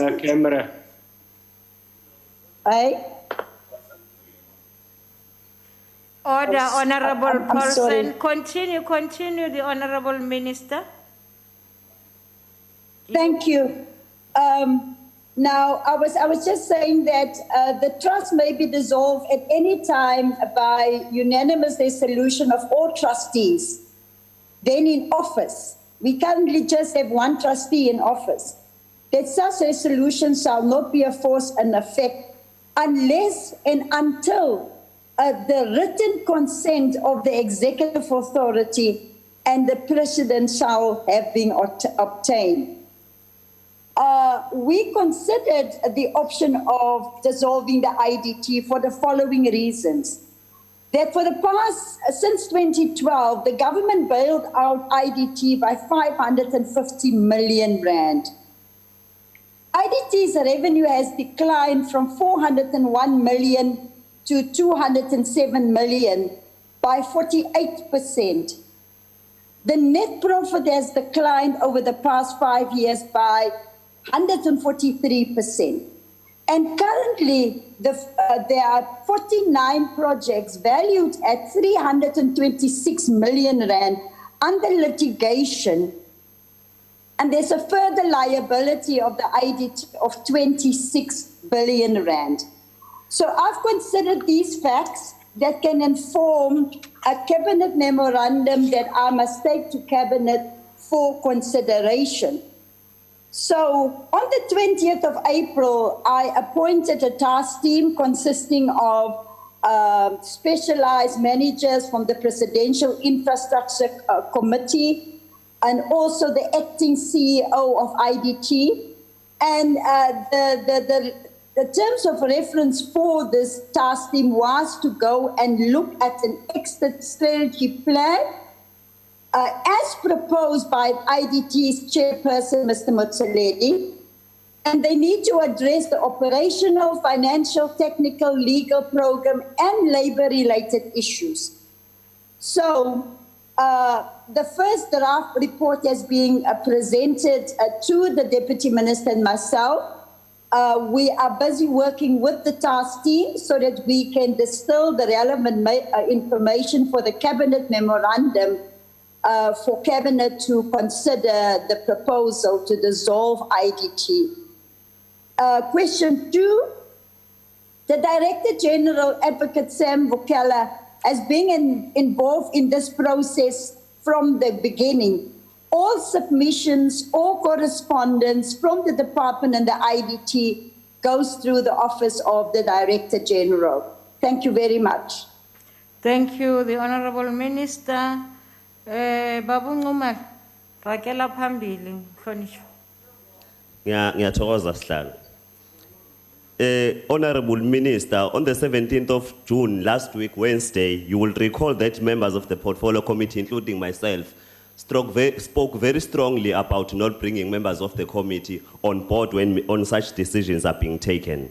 Parliament was also briefed on that particular day by the Department of Public Works on IDT exit strategy. The presentation itself made no mention of the action that would be taken in relation to the apparent 11 million rand that was billed by the IDT during the time of lockdown for management fees in terms of the EPWP, which was supposed to be done by NPOs under IDT. It, however, appears that the majority of the work was undertaken by the department itself. What actions had been taken to justify this, and why has there been a delay if there is one? Thank you, Honorable Chair and Minister. Thank you. The Minister. Thank you, Honourable Member, for that question. I must re-emphasize that no final decisions has been taken. In terms of the trust deed, there is a dissolution structure. And as the Minister, the Executive Authority, I have to take a Cabinet memorandum for consideration by Cabinet and also the President. In terms of the work of the NPO sector, yes, during the COVID-19, we were requested by the Minister of Health to recruit 25,000 EPWP workers that can assist in the fight against COVID-19 for screening purposes and COVID-19 purposes. Because we are already in the first quarter of the new financial year, and the budget for the NPO sector was with IDT, and IDT had not been fully and officially dissolved, we then asked IDT to help us to recruit the 25,000 workers for COVID-19 purposes, which they did. The IDT charged the department 11 million rand to do that task, and that is why we had asked IDT to assist us, because the money for the NPO sector had already been transferred to IDT for this current financial year. Thank you, Chairperson. Thank you, Honourable Minister. The next follow-up question will come from the Reverend Mishwe. Are you there, Muruti? Thank you very much, Deputy Speaker. The decision to shut down the Independent Development Trust was mainly due to poor management and performance. The Auditor General raised concerns about corruption taking place in the IDT in the 2018-19 annual report, and a forensic investigation report by PricewaterhouseCoopers on the fraudulent contract management recommended that at least 4 individuals in the department should be charged for various transgressions, yet it seems that not much has been done about it. It is scandalous to know that even the DG himself has been implicated in the awarding of fraudulent contract to state funerals. So what I want to know from the Minister is, when is she going to act on the recommendations by taking disciplinary action against implicated officials, while we are waiting for the President to deal with Director General Vukela, who also has been implicated in fraudulent contracts for state funerals. Thank you. Thank you, Honourable Mishwe. The Honourable the Minister. Thank you, Honourable Chairperson. Honourable Meshu, you have it wrong. This has got nothing to do with the Independent Development Trust. The references that you make about poor performance is also not, as far as I know, related to the funerals issue. And if the member wants to ask a separate question about the funeral allegations that is already being discussed by Scopa, but he has got it wrong. This is not related, Chairperson, to the IDT. Thank you. Thank you. Honorable Graham? Meg Graham? It's Honourable Hicklet, Deputy Chair. No problem, continue. Thank you so much, Deputy Chair. Minister DeLille, since your appointment as the Minister of the Department of Public Works and Infrastructure in May 2019, cracks within the department have become very apparent. This became abundantly clear with the shelving of the Public Works Academy, which appeared to be the beacon of hope for Director General Sam Vukela and his team. In addition, the DG committed himself and the department to the restructuring of the IDT. Behind the scenes, however, you were holding bilateral meetings with the IDT board to negotiate its closure. Given that you have admitted to discussing this with the DG, why do you make public pronouncements that contradict him in the media? Thank you.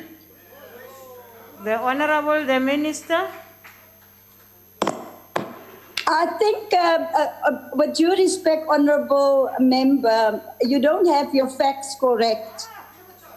First of all, the restructuring, and if you look at the records of Parliament of the past 5 years, your Honourable Member of Parliament, Patricia Kopani, reminded the committee last week about all of the reports that came to Parliament in the 5th administration and all the concerns raised by Parliament at the time. It's true that the Auditor General raised concerns about the annual report. That was before my time. And I don't think, Honourable Member, you must underestimate that we cannot just simply ignore that government has bailed out IDT of over 550 million rand. There is a liability of 364 million rand for litigation. So allow us to investigate all of these things. Let us make sure that we also align to government's directive that we need to look at all non-performing state-owned entities. If there is any member of the portfolio committee, like I've called on you last week, that if you want to go to government or to Treasury and ask for another bailout of IDT, you are free to do so. But you've got your facts mixed completely, Honourable Member. Thank you. Thank you very much. The last follow-up question will come from Honourable Mashele. Honourable Mashele?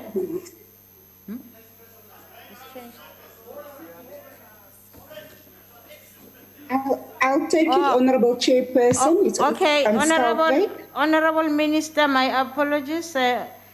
It's taken by Honourable Seabi.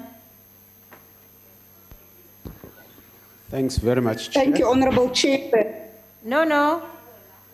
Honourable Member, we are on question 226 as to the Minister of Public Works Infrastructure. In my list, I have Honourable Mashele, but I've been informed Honourable Seabi will take it. Honourable Seabi. Thanks very much, House Chair. And thanks very much to the Minister. Minister, in your answer, you seemingly preferred the option of dissolving IDT. My question is, what is the process being followed to finally dissolve IDT, and what will happen to the mandate and functions that are currently being performed by IDT? Thanks. Thank you. The Honourable Minister. Thank you, Honourable Chair. The final decision to dissolve the IDT is in terms of its own trust deed. The Minister, as the executive authority, must prepare a report to go to Cabinet for consideration by Cabinet and the President. It is only thereafter, once the Cabinet has considered the dissolution of IDT and has weighed up all the facts and the liabilities of IDT, that we will then make a final decision how to take it forward. That the reason why I agreed with the chairperson of IDT and I've accepted the option of dissolvement is because of the current state of the organization. I mean, the organization is currently insolvent. Since last year, December, we had to ask permission from National Treasury just to provide operational cost payment of salaries to IDT. And we had spent in January of this year another 10 million. And the portfolio committee is aware about the problems within IDT itself. So this process is subject to a number of steps. Once, for instance, Cabinet agreed that we must dissolve IDT, then we have to go to the Master of the High Court. And we have to, if there are creditors that are currently suing IDT for unpaid bills, they also have the option of going and file for liquidation. So this whole process is not final yet. It's still subject to Cabinet approval. Thank you, Honourable Chairperson. Thank you, Honourable Minister. We move to question 242, as I allow the Honourable Ntombela to ready himself to continue. The question is question 242, asked by the Honourable Van Staden to the Minister of Public Works and Infrastructure. The Honourable Minister, Honourable Ntombela, you Honourable take over. Chairperson, the Minister of Public Works and Infrastructure. The Honourable Minister. Who's speaking now? Who's speaking? Minister of Public Works and Infrastructure. What's happening? Okay, I'm sorry, the Minister, there is an echo here. Can we allow the Minister to answer question 242 asked by Honourable Van Staden? Honourable Minister. Thank you, Honourable Chairperson. In terms of the Department of Health guidelines for quarantine and isolation sites concerning COVID-19 exposure and infection, Section 4.1 clearly outlines the composition of the facility assessment team. The Department of Public Works and Infrastructure does not have a role insofar as inspection of private-owned facilities is concerned. Department of Public Works is responsible for the supply chain procurement processes for activation of compliant quarantine sites that's listed on the master database. National Treasury, the Department of Tourism, the Tourism Business Council of South Africa, and the industry represented by the Federated Hospitality Association, FEDASA. They have negotiated the rates paid by government, and the rates were approved by National Treasury. Thank you. Thank you. Honourable Ntombela. Honourable Ntombela, are you there? Hello, Honourable Chair. Thank you. I am here, Honourable Chair. I'll call Honourable Van Staden, and you will continue as a follow-up question. Okay, thank you very much. Thank you very much, Honourable Chairperson. Honourable Chairperson, we see in this past COVID-19 term we are currently in now, but there were a lot of problems regarding the quarantine facilities in South Africa. And that's why I asked this question to the Honourable Minister. In the previous committee meeting we had of Public Works and Infrastructure, the problem of Zita Beseni came onto the agenda and it was discussed there. And we ask the Honourable Minister there to just supply us with a list of these quarantine facilities so that members of Parliament can go and do their oversight role regarding these facilities. And as I understand, there was this list was said to be rolled out to the honourable members of this portfolio committee, which we are still waiting on. My question, however, is we see that there's still a lot of problems, new problems surfacing coming from underneath. The latest one is the repatriates, which was repatriated from Mozambique last weekend, arrived at the hotel in Nelspruit. And then they were told that the husband, the wife, and the two little babies must all four sign for a room. They were actually not told, they were told to do that and not ask.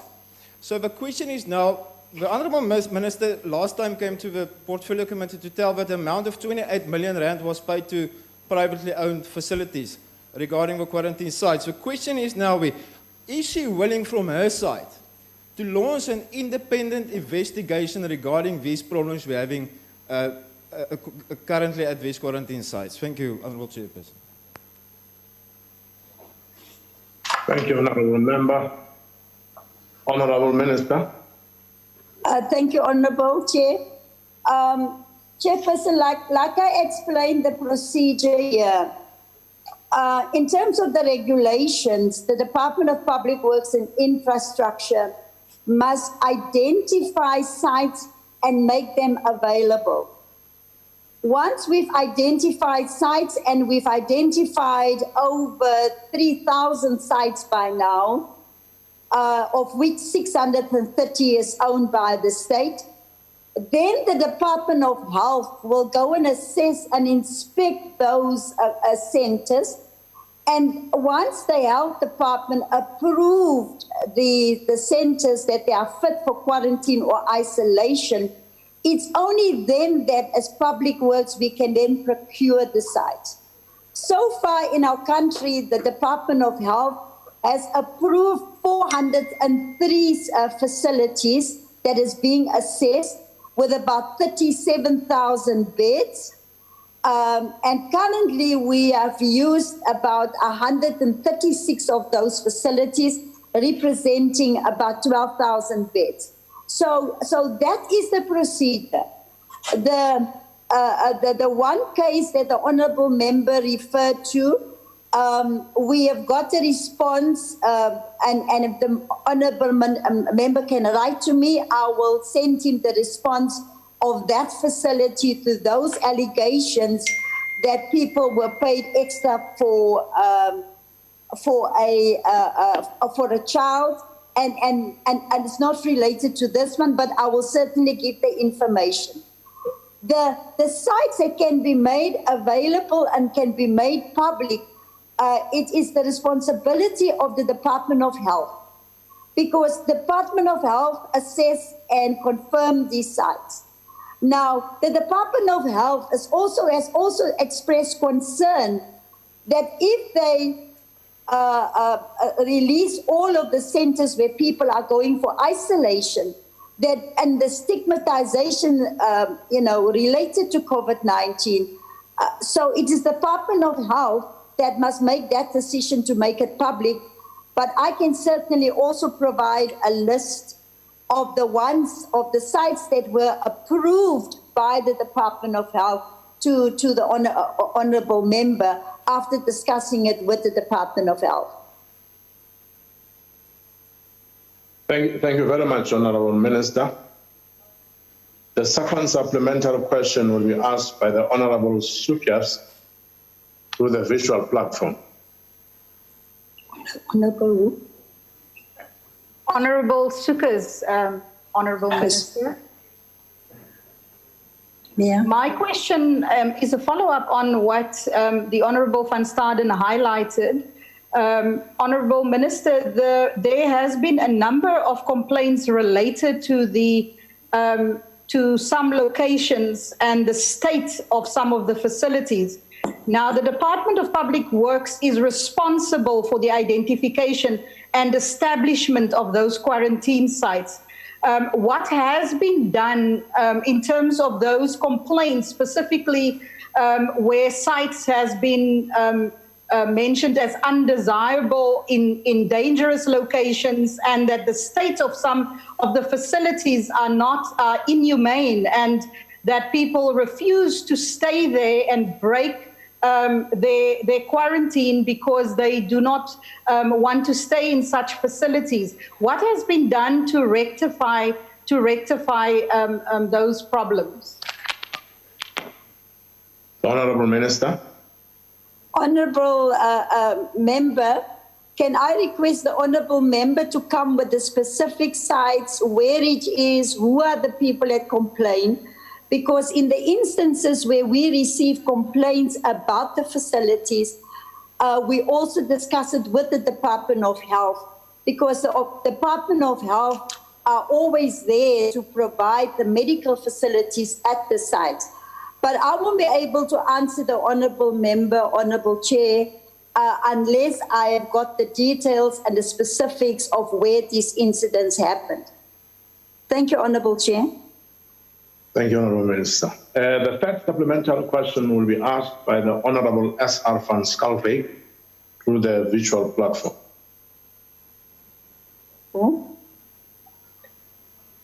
Honourable van Schalkwyk.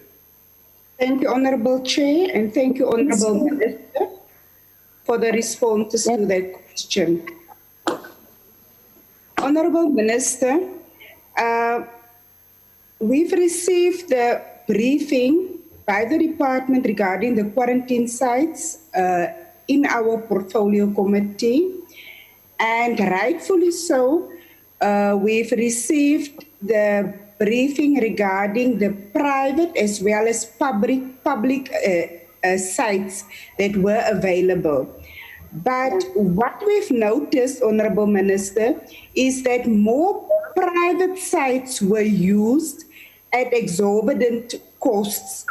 So now we want to know, we've raised that concern, what has been your engagement with the Department of Health, seeing that there's also been upgrades of public sites in order to ensure that more public sites are used to limit costs. I thank you.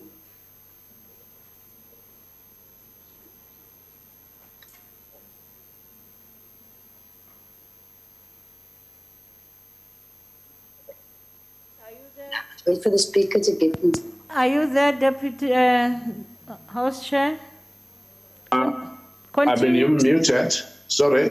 Honourable Minister. Thank you, Honourable House Chair. Honourable Member, like I've said, that we do have public sites available, and some of the public sites have been used before. In the case of two public sites, which is the South African Police College and another one in Pretoria, called Salvakop, the Department of Public Works did some renovations and cleaning up and buying bedding and also getting beds in place there to the value of about 5 million rand. It cost us to upgrade those sites. But those sites are all being utilized as and when it's required for the allocation of people who must go into quarantine and isolation. The private sites that we are currently using and have procured is that the rate that National Treasury has negotiated with the industry, that is the range that we pay between 850 and 1,250. And so far, we have spent, out of the projected 27 million rand for quarantine sites, we have spent so far just over 17 million rand. So as and when the sites become available, we will continue to procure. But I do agree that we need to find a bigger balance between public sites and also private sites. Thank you, Honourable House Chair. Thank you, Honourable Minister. The last supplementary question will be asked by the Honourable Chwaku through the virtual platform. Thank you very much, Chairperson. I want to ask the question to the Minister. We've been we've been asking you this On a point of order. We've been asking you Point this of question. order. Honorable. Point of order. Honorable. Point of order. House What is the point Chairperson. of order, honorable member? There's a The point background of of order in the the party, House. political party. Thank you very much, House Chairperson. I rise on a point of order because we've had this discussion numerous times. We are not allowed to display our party regalia in Parliament, nor on the public platform, and I would ask that the member not be allowed to speak until the EFF background has been removed. Also, I didn't see. Sorry, I didn't see that, Chair. Yes, I think there has been such an argument. I'm trying sorry to about look at it. I didn't see that. Sorry. Has he corrected it? Because I can't see it from my side. I'm trying. Yes, I'm trying to correct it. Yes, sir. Okay, ilungise tata. No, it's corrected. It's corrected. You corrected. Okay. No, thank you very much. Sorry about that because I've been going into many meetings. Sorry, Minister. There is we've been asking as the committee, and also we've sent a message. We actually sent a question from the EFF, and also we've sent from the committee. Can you give us the list of all the quarantine sites, the public sites? We're asking that we want it's a street address and the contact person. We've been asking that since from March and all of that. And also we said to you that you've been prioritizing private, these private, the private quarantine sites. And then why did you actually prioritize them instead of actually using the buildings which are public there? If you're saying that you did not have a chance because COVID was an emergency, we even said, and I even gave a submission to you that you can get these buildings ready by making sure that you've got all these, you've got the suppliers which are able to fix the building to a point where it's approved by the Department of Health. Can we now, if you have these buildings, can you commit here publicly now that when are you going to give us so that we are going to go and do our oversight? Thank you very much. Thank you, Honourable Member. Honourable Minister. Thank you, Honourable House Chair, and thank you, Honourable Member. Like I explained before, Chairperson, that the 403 sites that is being approved by the Department of Health, I will consult with the Department of Health and make that 403 sites available, both public and private. We have not only just chosen to use 4-star and 5-star hotels. Where we have used 1-star, 2-star, and 3-star hotels, you find that some of the people that are sent to those quarantine sites, people coming from overseas, the repatriated ones, when people get into the 1, 2, and 3-star, then they complain about the conditions and they want to then be shifted to 4-star hotels. And again, like we had the incident in Durban, for instance, and afterwards the hotel agreed, because it's a group hotel, agreed to move some of the people to 4-star hotels. So we cannot give people a choice when they arrive in the country as to where they must stay. We just make the sites available. But I commit, Chairperson, that I will consult with the Minister of Health, because the Minister of Health is the department that approved these sites for quarantine. And if the Minister of Health say that we can make those public, we can certainly do so. But I understand the Honourable Member to ask for the public sites. And so we will then give a list of the public sites. That is what the Honourable Member has been asking for. Thank you, Chairperson. Thank you, Honourable Minister. Question number 231 has been asked by the Honourable Shabalala, the Minister of Public Enterprise. I've been informed that the Minister will be answering questions through the visual platform. The Honourable Minister. Thank you, Chairperson. The mandate of the SOE Council, which the President will chair, is to firstly reposition SOEs as effective instruments of economic development. The Council should provide political oversight and strategic management. They will review the SOE's corporate plans and ensure alignment to government priorities, and ensure that appropriate systems are put in place to monitor implementation and the operational and financial performance of SOEs. Secondly, the SOE Council will review the business models, capital structure, and sources of financing for the SOEs and ensure that the necessary steps are taken for an appropriate capital structure, mix of financing, and funding model for non-commercial SOE activities in its place that enables the entities to operate financially sustainably. Thirdly, reviewing the appropriateness of each SOE's structure and operating model for delivering on the SOE strategy and the developmental role and mandate, as well as whether the sectors within the SOE operates in an appropriately structured way to deliver the optimal economic outcomes and ensure that any required restructuring is implemented. And of course, identify opportunities for private sector participation as well.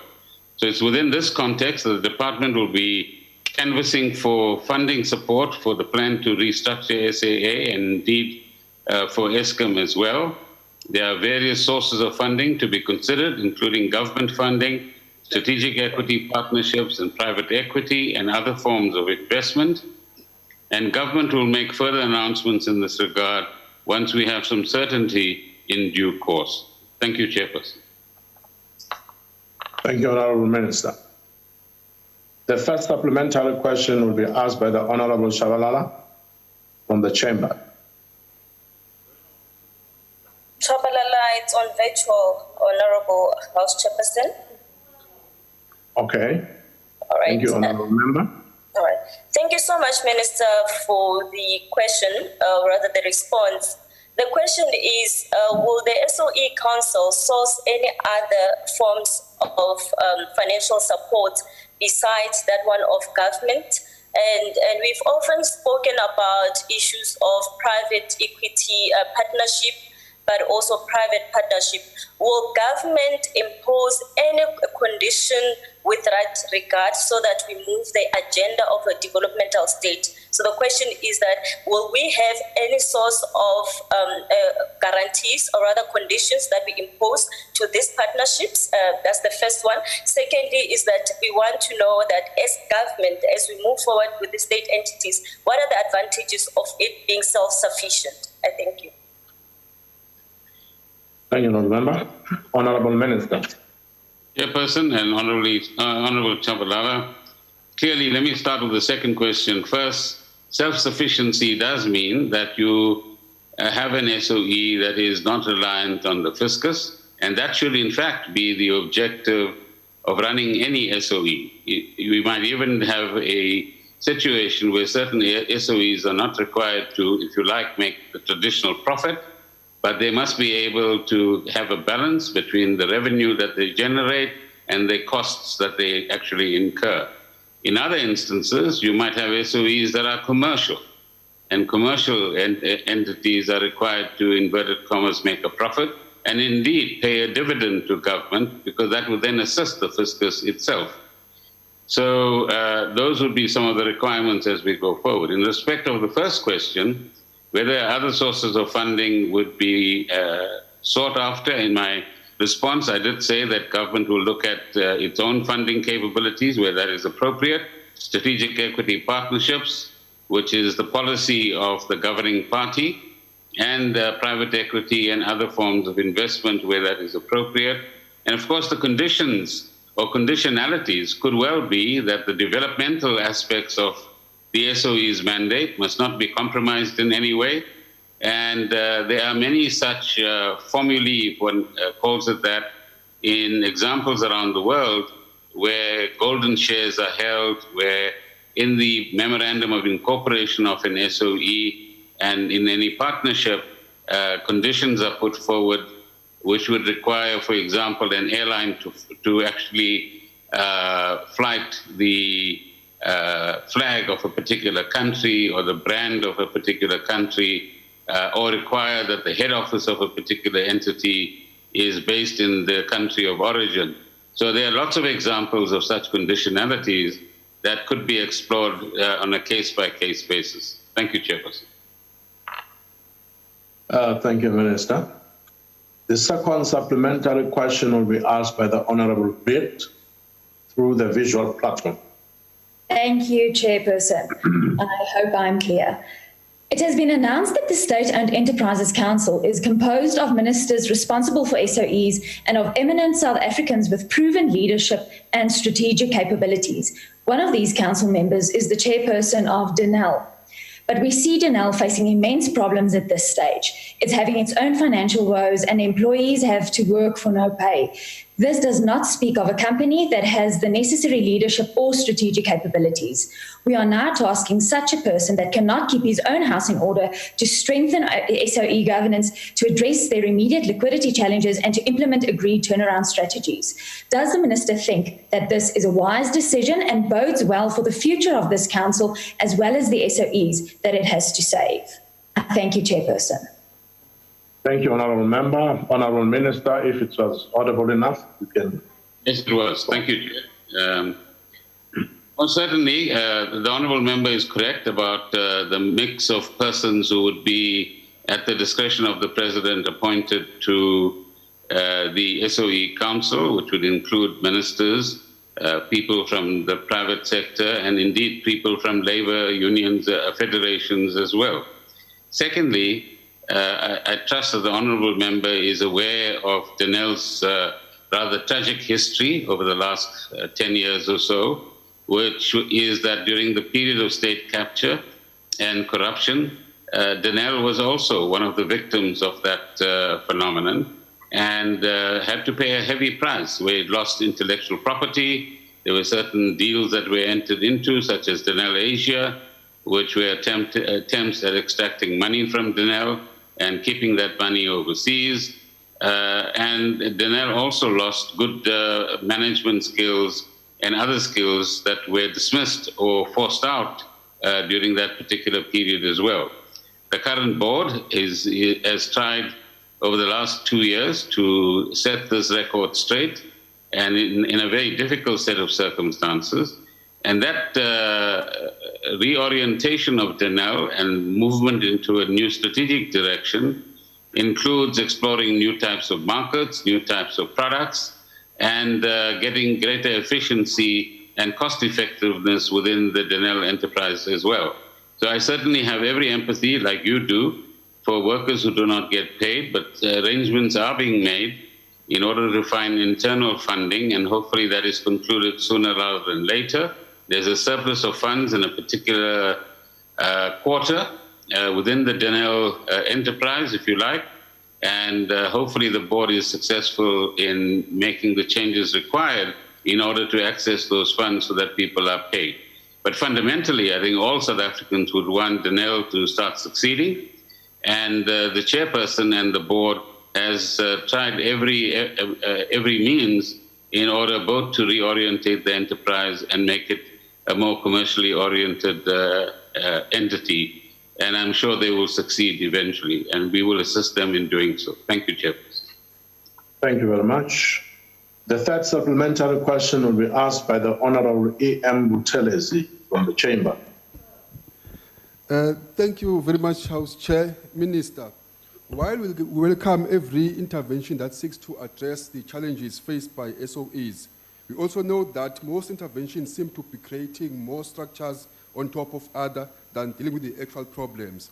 Can the Minister then agree with me that the appointment of this council confirms two things? One, the inefficiencies which are there within the existing structure, in particular the boards, and the ineffectiveness of the oversight role by Parliament. And lastly, does this council have the capacity to maintain effective oversight over all SOEs? If not, what is the plan, and can our fiscals afford that? Thank you. Thank you very much. Honourable Minister. Chairperson, Honourable Member, thank you for your question. I think it's a very important question that you are asking. I think ultimately the role of the Council, as reflected in its terms of reference and the mandate which Cabinet has given this Council, is not so much to get itself engaged in the finer details of oversight, but rather, as I pointed out in the initial response, to ensure that the strategic direction, the capital structure of entities, and the reforms that are required in each of these entities is actually progressing along the path that government has set out. And to also look at opportunities, importantly, for rationalizing the number of SOEs, to actually cut down the number of SOEs, to look at ways of merging different SOEs. And we've seen a number of ministers actually leading those processes within their relevant departments and SOEs moving in this particular direction. So you're absolutely right that a far greater effort needs to be made, but this is going to take time. And in the last 2 years, our experience has been that it's not merely boards and top management that matter. Ultimately, in each of these cases, you want the operations of these entities to be run efficiently and productively and effectively and with the right level of skills. Secondly, to make sure that they are revenue generating so that they can meet their basic costs. Thirdly, that they have an appropriate business model which is in line with the market in which the SOE is operating, but also not stuck in its archaic past. And in that regard, there are, as you correctly point out, new sets of skills that are required in various departments to have the kind of diligence that is needed in these instances to maintain proper oversight. And I think each of us are beginning to learn lessons from the last 2 years and develop the capability to ensure that the right things are actually happening. It will take time, but I'm confident that we can. This agenda of reform, restructuring, and rationalizing SOEs is an important agenda for this country. It must remove pressure from the fiscus ultimately, as each of these entities become independent. Ongoing corruption in these entities must also be dealt with so that there's no cronyism involved in the way in which these SOEs operate. And in time, if all of the right things happen, we will have a good set of SOEs to take the country forward. Thank you. Thank you, Honourable Minister. The next question will be asked by Honourable Kachalia through the virtual platform. Thank you, House Chair. Given the government has spent over the past 12 years and allocated 162 billion to financially distressed SOEs, of which Eskom accounts for more than 80%, and which SAA since '94 received in excess of 57 billion rands, portions of which clearly could have been more usefully employed in the mitigation of COVID-19 and the effects on industry. Has the time not come to cease funding endemic corruption and mismanagement that has resulted in fiscus crippling market failure, and allow the private sector to step in and remedy what a patently incapable state has been unable to deliver, and not continue to do the same thing expecting a different result? The private and hitherto profitable aviation industry could do with some financial assistance instead of ploughing money into vanity albatross projects. Does the Minister not agree?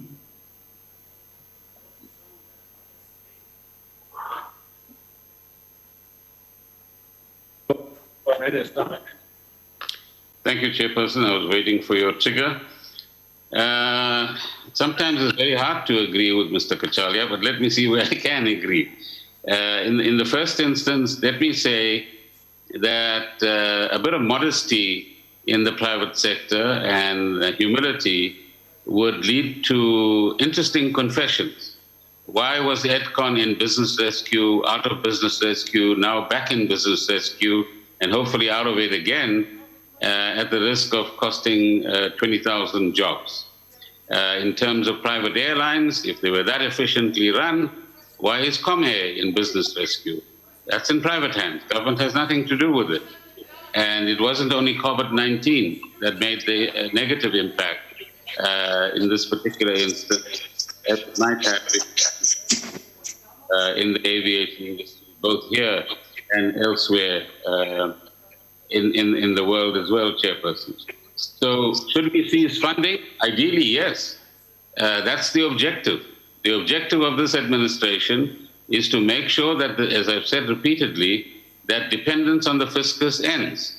But the panacea isn't necessarily private sector.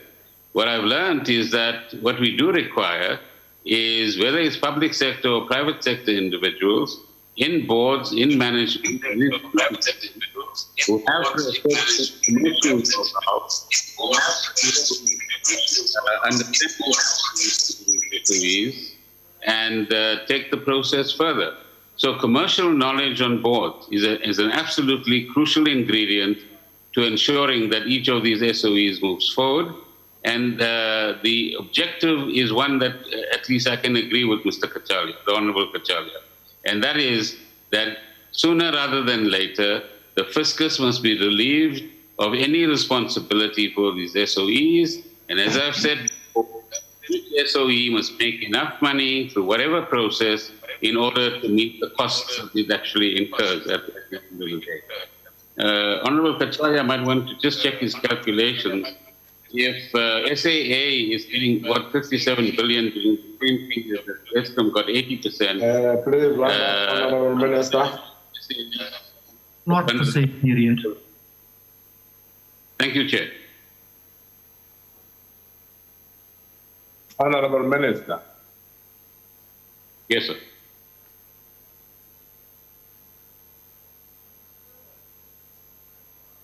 Is the Honorable Minister true? I had some problems with Oh, no, I was just my last point. The calculations that Honorable Kachalia offered might be a bit askew unless I didn't hear him correctly. But that's for a different day. Thank you very much, Honorable. Thank you very much. My apologies. There was a power failure on my side. Oops. There's not. The question number 253 has been asked by the Honorable F.F. de Freitas to the Minister of Tourism. Okay. Who will be answering through the visual platform. The Honorable Minister. Thank you very much, House Chair, and thank Honorable de Freitas for the question. South Africa is following a risk-adjusted strategy based on levels of lockdowns, not dates. Chairperson, there's an echo. I hope I can be audible to what's happening, if you can assist. These levels are defined by relevant epidemiology and are announced by the President regularly. The priority is therefore to resume operation as early as it is safe to do so, as we have been announcing from level 4 to level 3 and enhanced level 3 in terms of South Africa and its visitors. In early April, as part of the industry engagement process, a series of webinars were held with the sector. It included exploring a set of scenarios, high level, medium, and low road, were developed based on several epidemiological factors in South Africa and its source market. The potential for domestic reopening in December 2020 was a potential outcome of the middle road scenario, one of 3 that were explored. This was the product of a collaborative, high-intensity effort by the key tourism stakeholders from both government and private sector. The scenarios were stress-tested against industry consultation, primary surveys, external sources, international benchmarks, and other similar models. To properly baseline the pandemic's impact on South Africa's tourism sector, a modified dynamic input-output table was used to model the effect of exogenous changes in tourism spending on final demand. The analysis approximates COVID-19 impact on tourism at the subsector level and enables estimation of income and employment level based on proposed interventions. The model uses, amongst others, a tourism satellite account for South Africa and domestic tourism survey data to develop a coefficient matrix for domestic and inbound markets split across the major subsectors as specified in the TSA.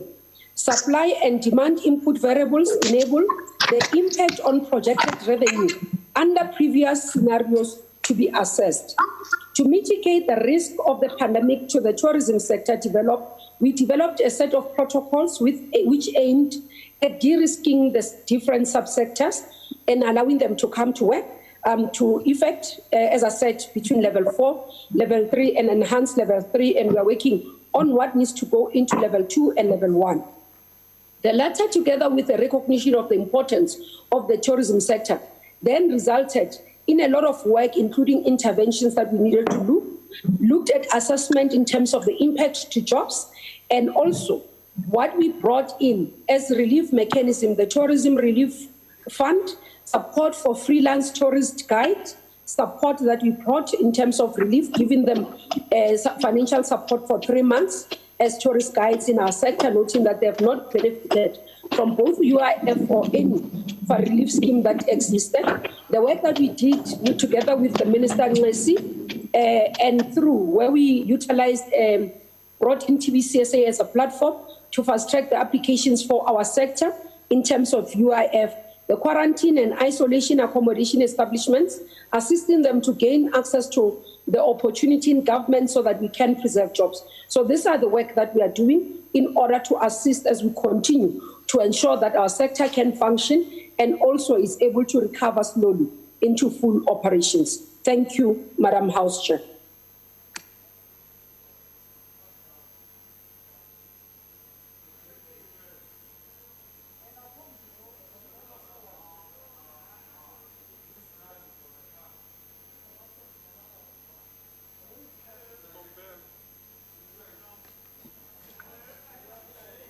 I'm done, House Chairperson.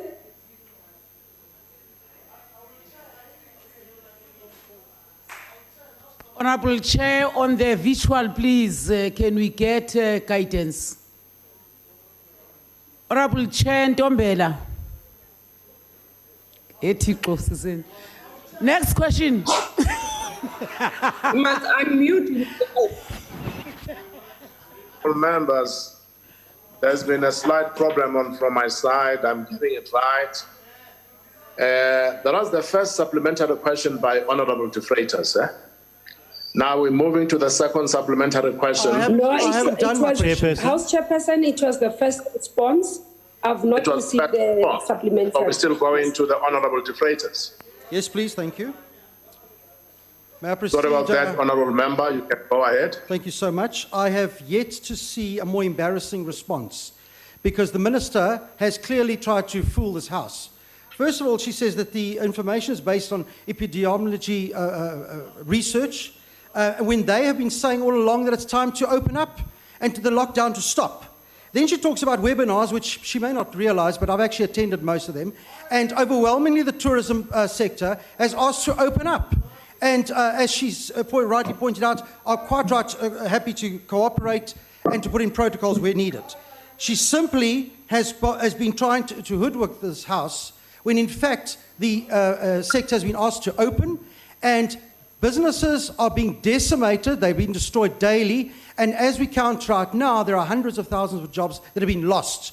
So for the Minister to say that it's a plan to save jobs and so forth, she should hang her head in shame. What an embarrassing answer. It has no basis of any truth at all. The question is, what you've asked for a whole lot of, you've quoted a whole lot of research. Please tell us where the research is from.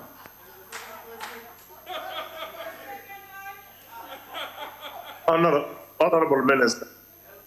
Thank you, House Chairperson. Honourable De Freitas, can I refer you to a statement that was issued by the Western Cape Province on the 18th of June, which Western Cape blamed tourism in terms of its contribution to the peak, to the Western Cape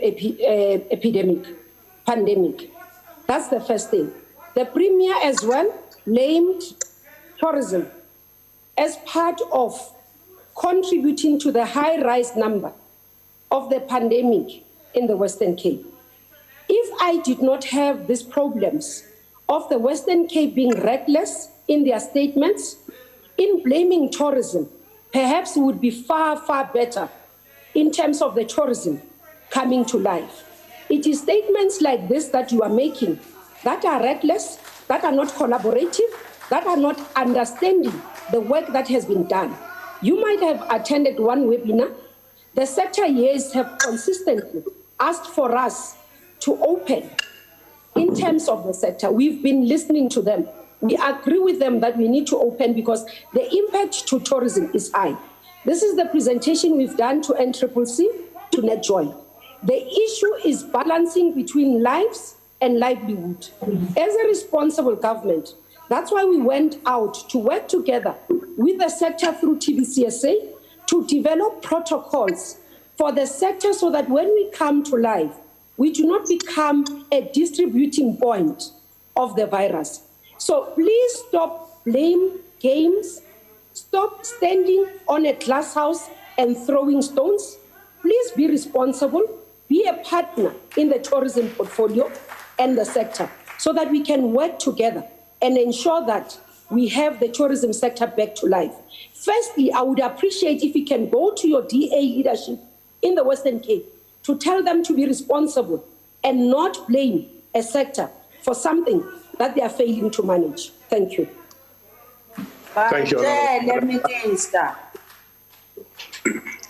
The second supplementary question will be asked by the Honorable August S. through the visual platform.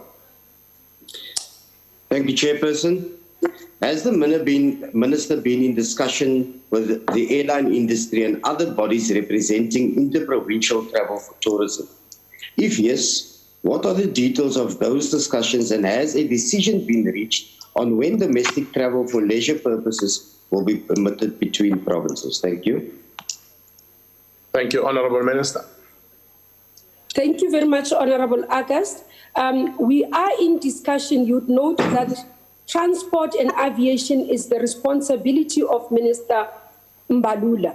So what we do have conversations, interdepartmental engagements, but also through NCCC and NetJoint, those submissions and discussions are heavy. What will happen is that currently, because we opened for business, and definitely the business travel in terms of interprovincial is happening, the conversations now in the NCCC and between ourselves is to look at how do we de-risk the sectors, how do we ensure that we can protect individuals who are traveling. But while we are concerned about the numbers, you'd know that one of the things that if you compare globally is that many of countries actually started opening more broadly in terms of activities when their curve was flattening.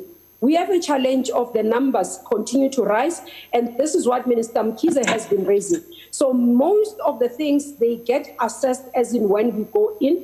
We look at the environment, we receive the reports from NetJoint provinces, including from the health portfolio to say this is what is concerning them, and we propose from portfolios what we want to see as developing in terms of traveling, for example, like you are mentioning, in terms of domestic leisure. So we do not have currently the dates nor the time when this will be opened. We'll be guided by the Minister of Health together with the discussions at NetJoints led by Minister of Transport, and we'll support them as soon as they are ready, because this will benefit and will add value to what we have done currently in terms of domestic market and domestic tourism. Thank you very much. Thank you, Honourable Minister. The third supplementary question will be asked by the Honourable Ngumalo from the Chamber. Ngiyathokoza Sihlalo. Mhlonishwa uNgqongqoshe. In light of the global evidence that most tourism practices focus solely on income generation and labor market maintenance without considering the detrimental environmental implications, has the department contemplated reconfiguring the South African tourism space with responsible tourism being featured in that strategy going forward? Thank you. Thank you, Honourable Member. I beg you to hear the member. Babu Ngumalo, can you try again? With pleasure. Honorable Ngumalo. With pleasure, Chair. Yeah, about that. Chair, Honorable Minister, I was saying that in light of the global evidence that most tourism practices focus solely on income generation and labor market maintenance, without considering the detrimental environmental implications, has the department contemplated reconfiguring the South African tourism space with responsible tourism being featured in that strategy going forward? I hope the minister captured me this time. Honorable Minister. Mangbonge Mhlonishwa Ngumalo for the question. Though it's a new question, but I'll respond, House Chair. We do have a strategy around responsible tourism. We are part of the global community, for example, with the UNWTO, where we are practicing responsible tourism. We're looking at various ways of ensuring that we can be able to sustain the environment. For example, when we had our Meetings Africa this year in February, we had ensured that the exhibition actually are environmental friendly.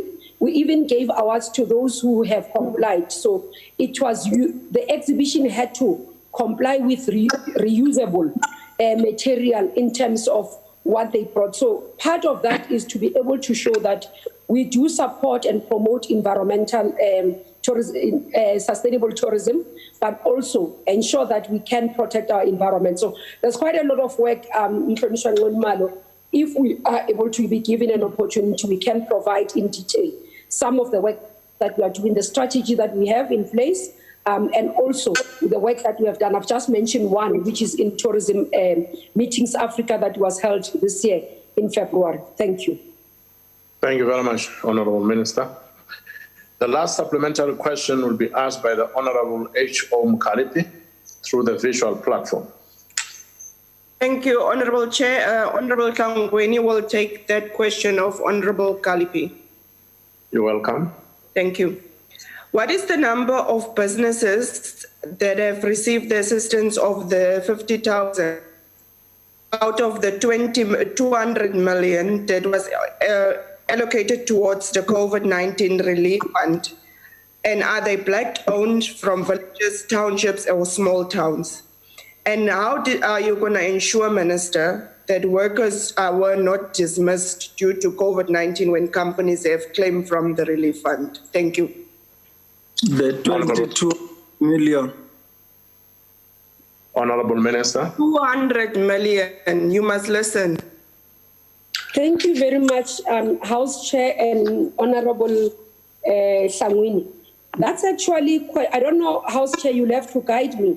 What Honorable Member has asked me, it's a question that relates, that has been asked by Honorable Muteka, which is question 219 on the question paper.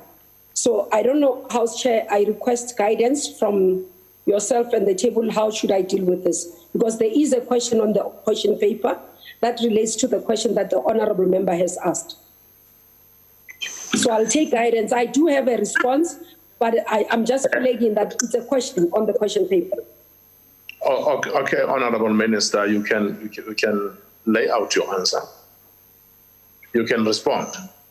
Okay, in terms of the 200 million that we announced for SMEs, and actually in terms of the benefits, we've so far approved 2,112 applicants. Out of this, 51.6% of them are black-owned.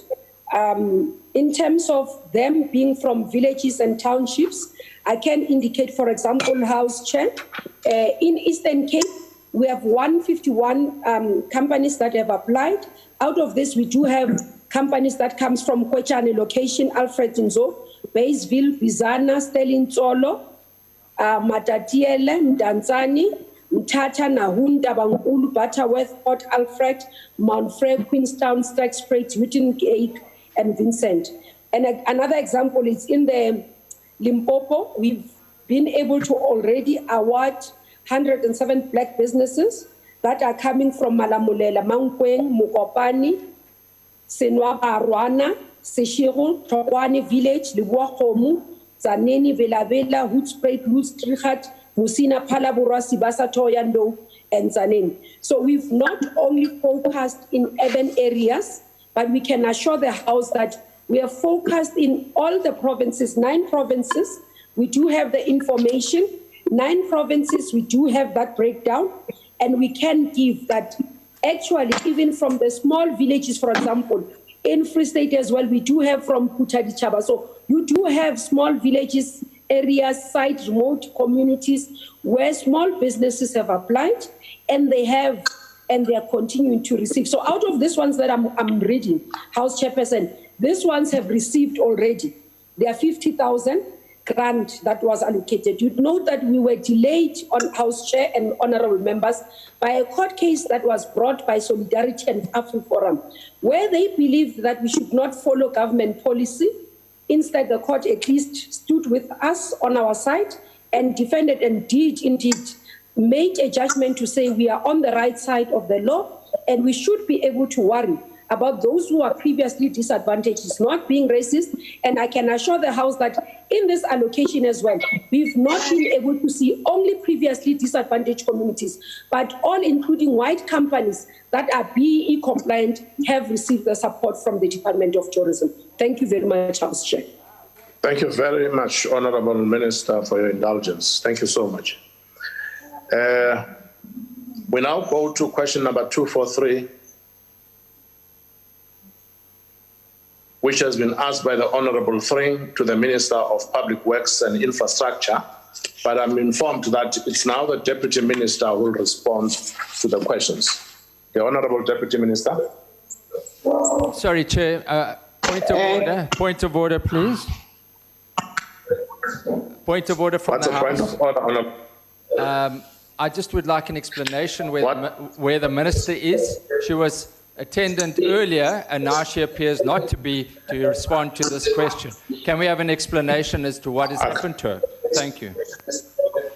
I can't hear what you're saying, Honourable Member, but the message that I have is that the Minister of Public Works is boarding a plane and the Deputy Minister will answer further questions. That's all I have.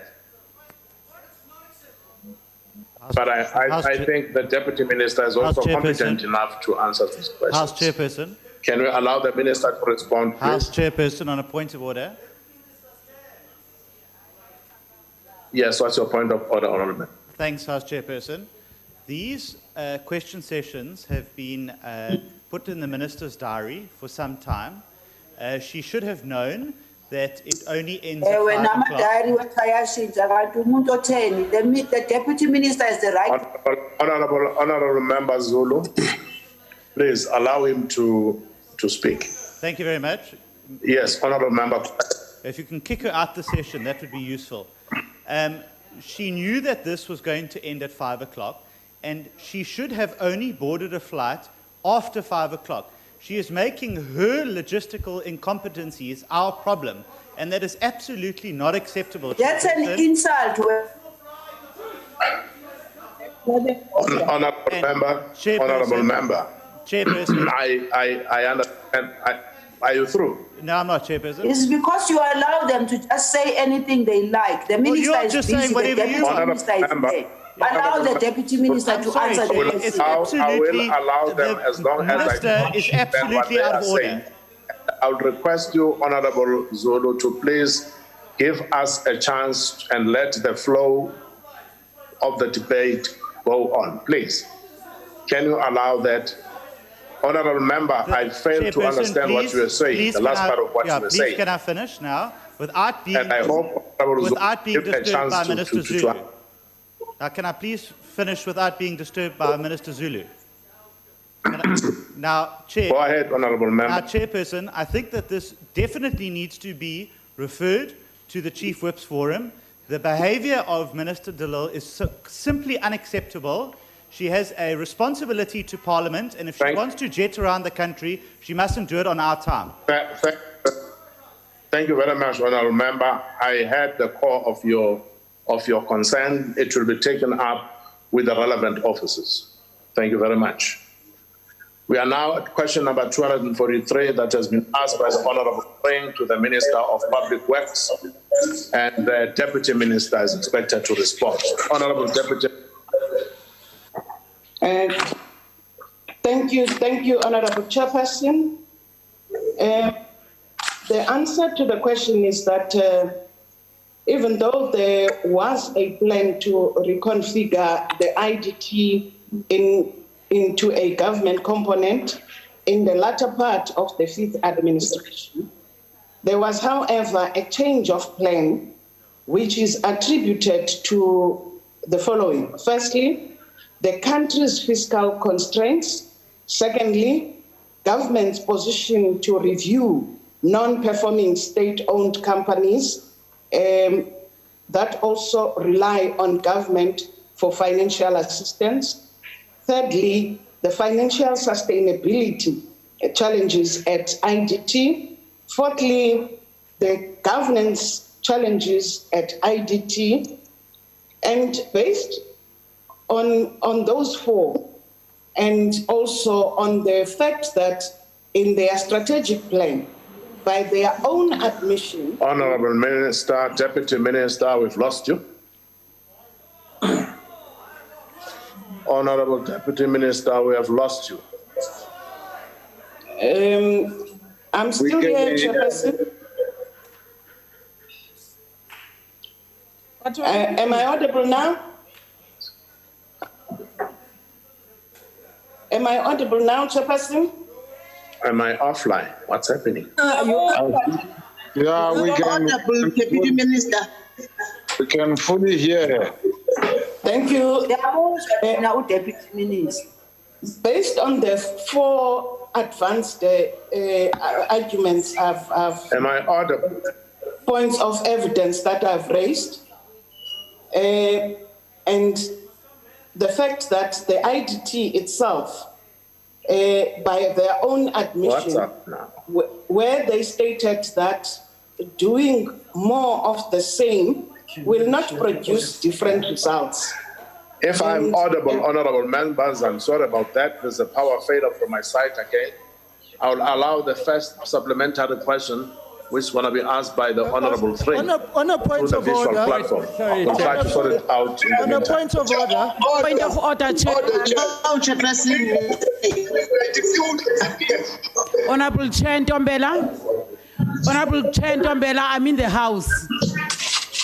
Honourable Chair Ntombela, Mashiko, mute. Honourable Chair Ntombela.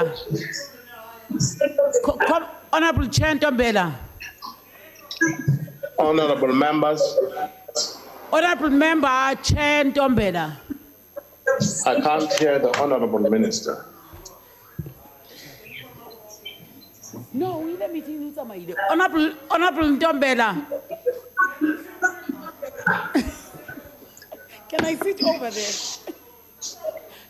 Can I sit over there?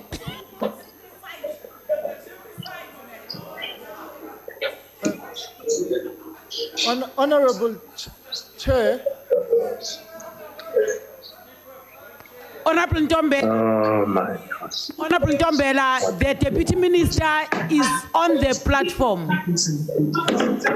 What incompetence is this now? In trying to assist you, Chair, can you request all members on the Honourable virtual members, I am totally disconnected. You are totally disconnected, but request members to mute. But if the Honourable Deputy Minister, go ahead in responding to questions. No, but Honourable Chair, honourable members, on a point of order. No, Chair, I think let us be practical here. Let us not proceed for the sake of proceeding under erratic circumstances. The House Chairperson why can't Honourable Mashiko, please. Honourable Mashiko, please mute your phone. Honourable Mashiko from the ANC, can you please mute your mic? Honourable Minister. Deputy Minister. Honourable, I mean, I don't know who to address because we don't have a chair of the House at the moment, and therefore the sitting is actually not taking place. The mace is in front of the House with no chair. This is an unprecedented thing that's happened in Parliament. So, I mean, we have to decide whether or not the mace, we ask for the mace to be removed, because this is abomination of Parliament. The mace cannot be in place without a chair. Okay, I'm chairing now. You can't chair. No, I'm chairing you. I'm chairing you three. You don't No. You are misunderstanding me. I'm chairing. No, listen. Can this woman just please put a mask on? No, I'm chairing these recommendations. For the sake of the country, can Honourable Zulu put a mask on? Supplementary question will go into the Honourable SG Graham. Honourable members, the virtual platform. There are suggestions on the floor that in the light of what is happening now, Honourable Hlengwa is suggesting that let's adjourn because of this technicality. And I see Honourable Swart. Chair, I was still on the floor, but... No, but you have made your suggestion. No, you person, you so wouldn't interest.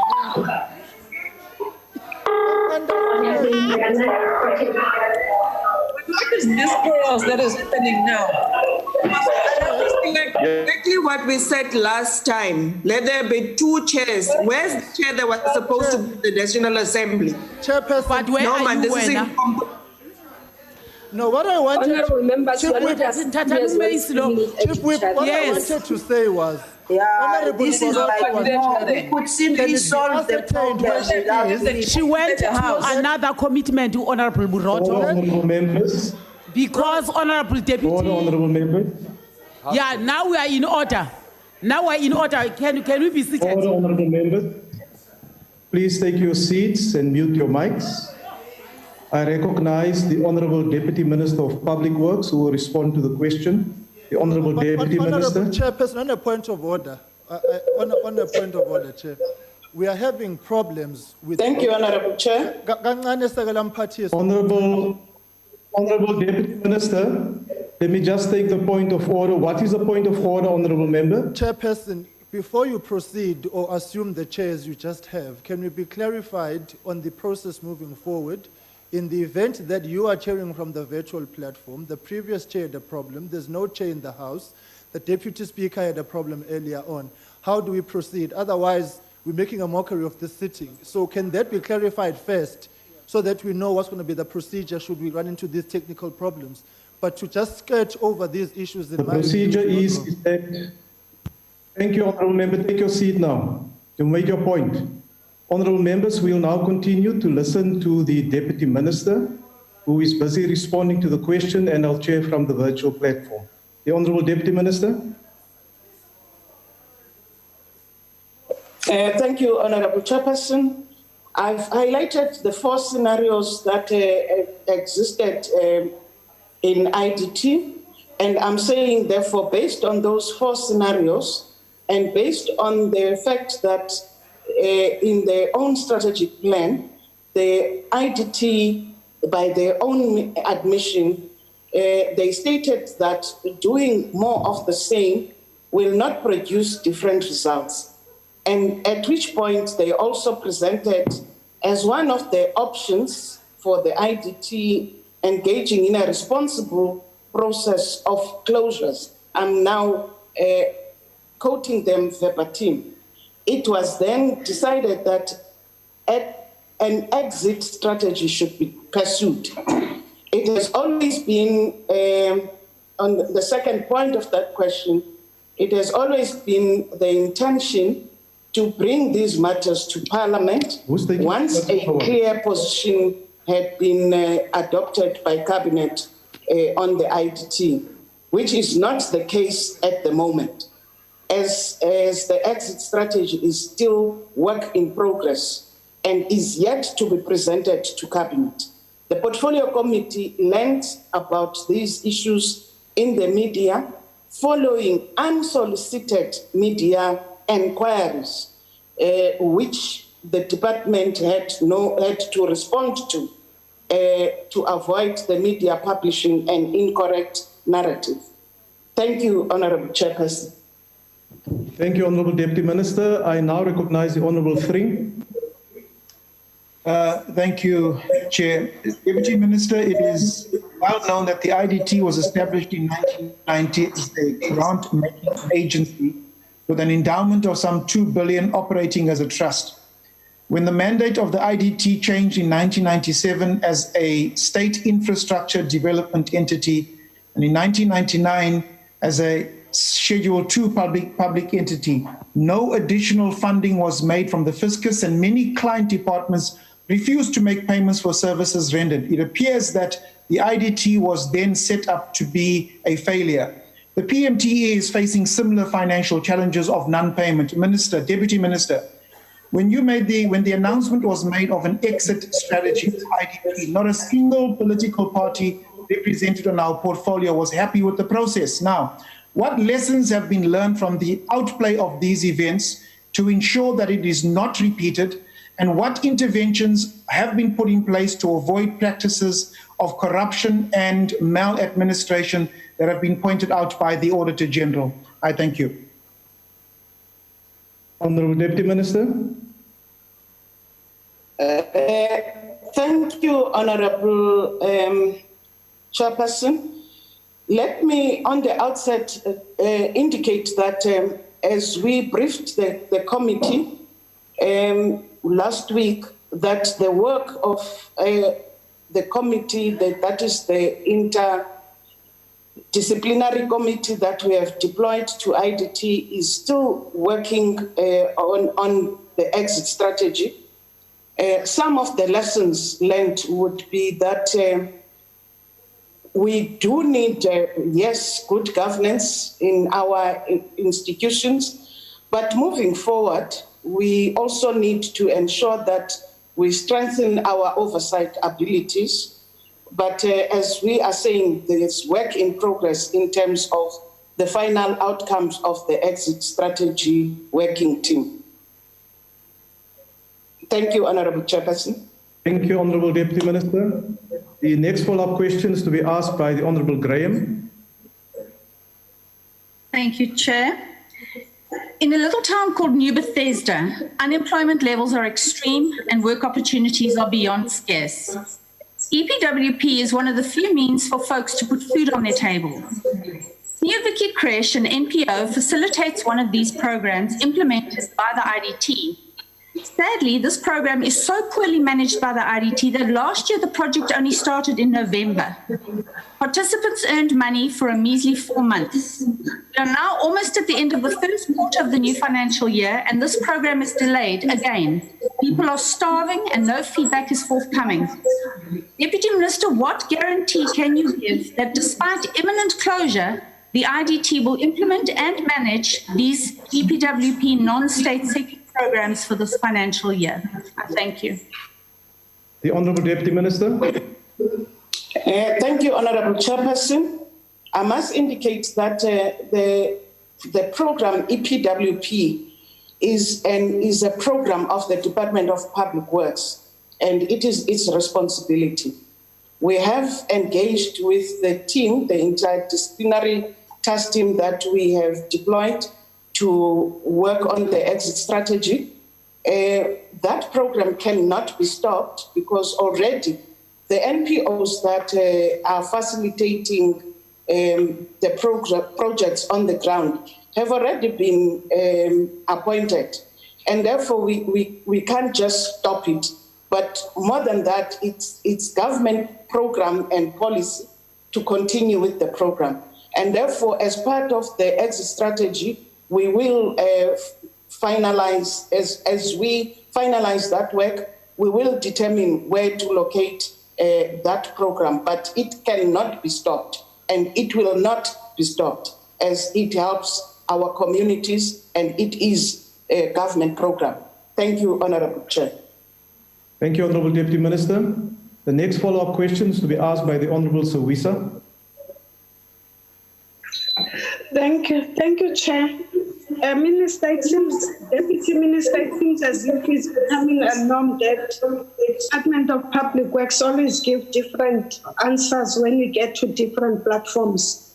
My question is, what mechanisms will be put in place by your department to monitor progress in speedy delivery of infrastructure by using agencies as consultants while none was utilized with the IDT? Due to the fact that we know that there has been a lack of monitoring, and at the present moment in your budget as a department, you have made a decrease in funding of monitoring and evaluation.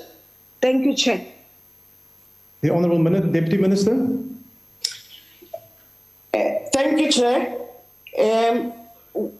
The work of the IDT, or the work that was performed by IDT, is not going to be closed or thrown in the dustbin. That work is still going to continue. That is the provision of social infrastructure to our communities. Again, that is the mandate of the Department of Public Works. And IDT was an implementing agent. But that does not take away the responsibility of the program, of the department to run with the program. And therefore, we are re-engineering our department as now infrastructure development is part of the mandate of the Department of Public Works and Infrastructure. So that work will continue. Thank you, Honourable Chairperson. The last supplementary question is to be asked by the Honourable E.F. Matabula. Honourable members on the virtual platform. Honourable Matabula.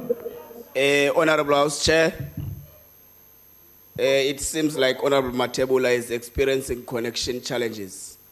I will be taking the question from the House. It's Honourable Gola Ngola.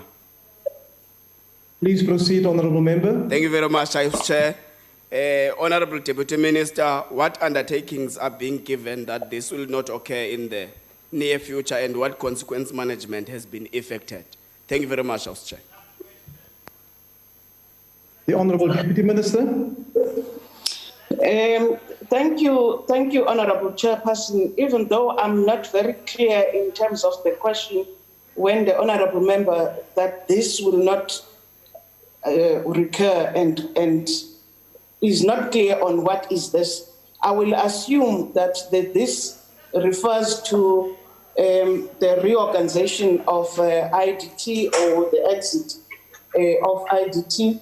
And if that is so, we are doing what one would be saying is insourcing, that is strengthening the capacity and the ability of the department to deliver infrastructure, and ensuring that that happens within the range where our eyes for monitoring would be able to monitor.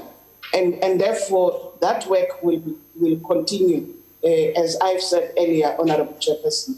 Thank you. Thank you, Honourable Deputy Minister.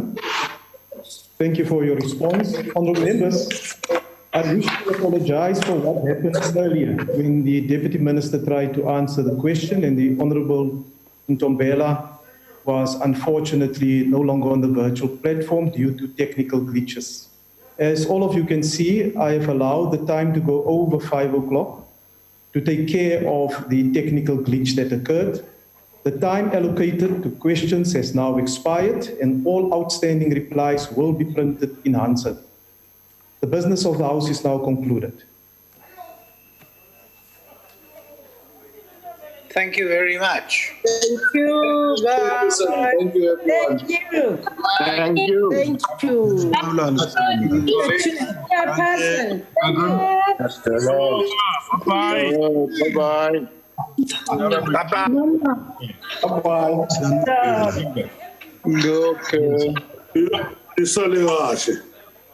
Thank you, honourable members. Abanye bayamutwa, abanye abamutwa. Siyayibona.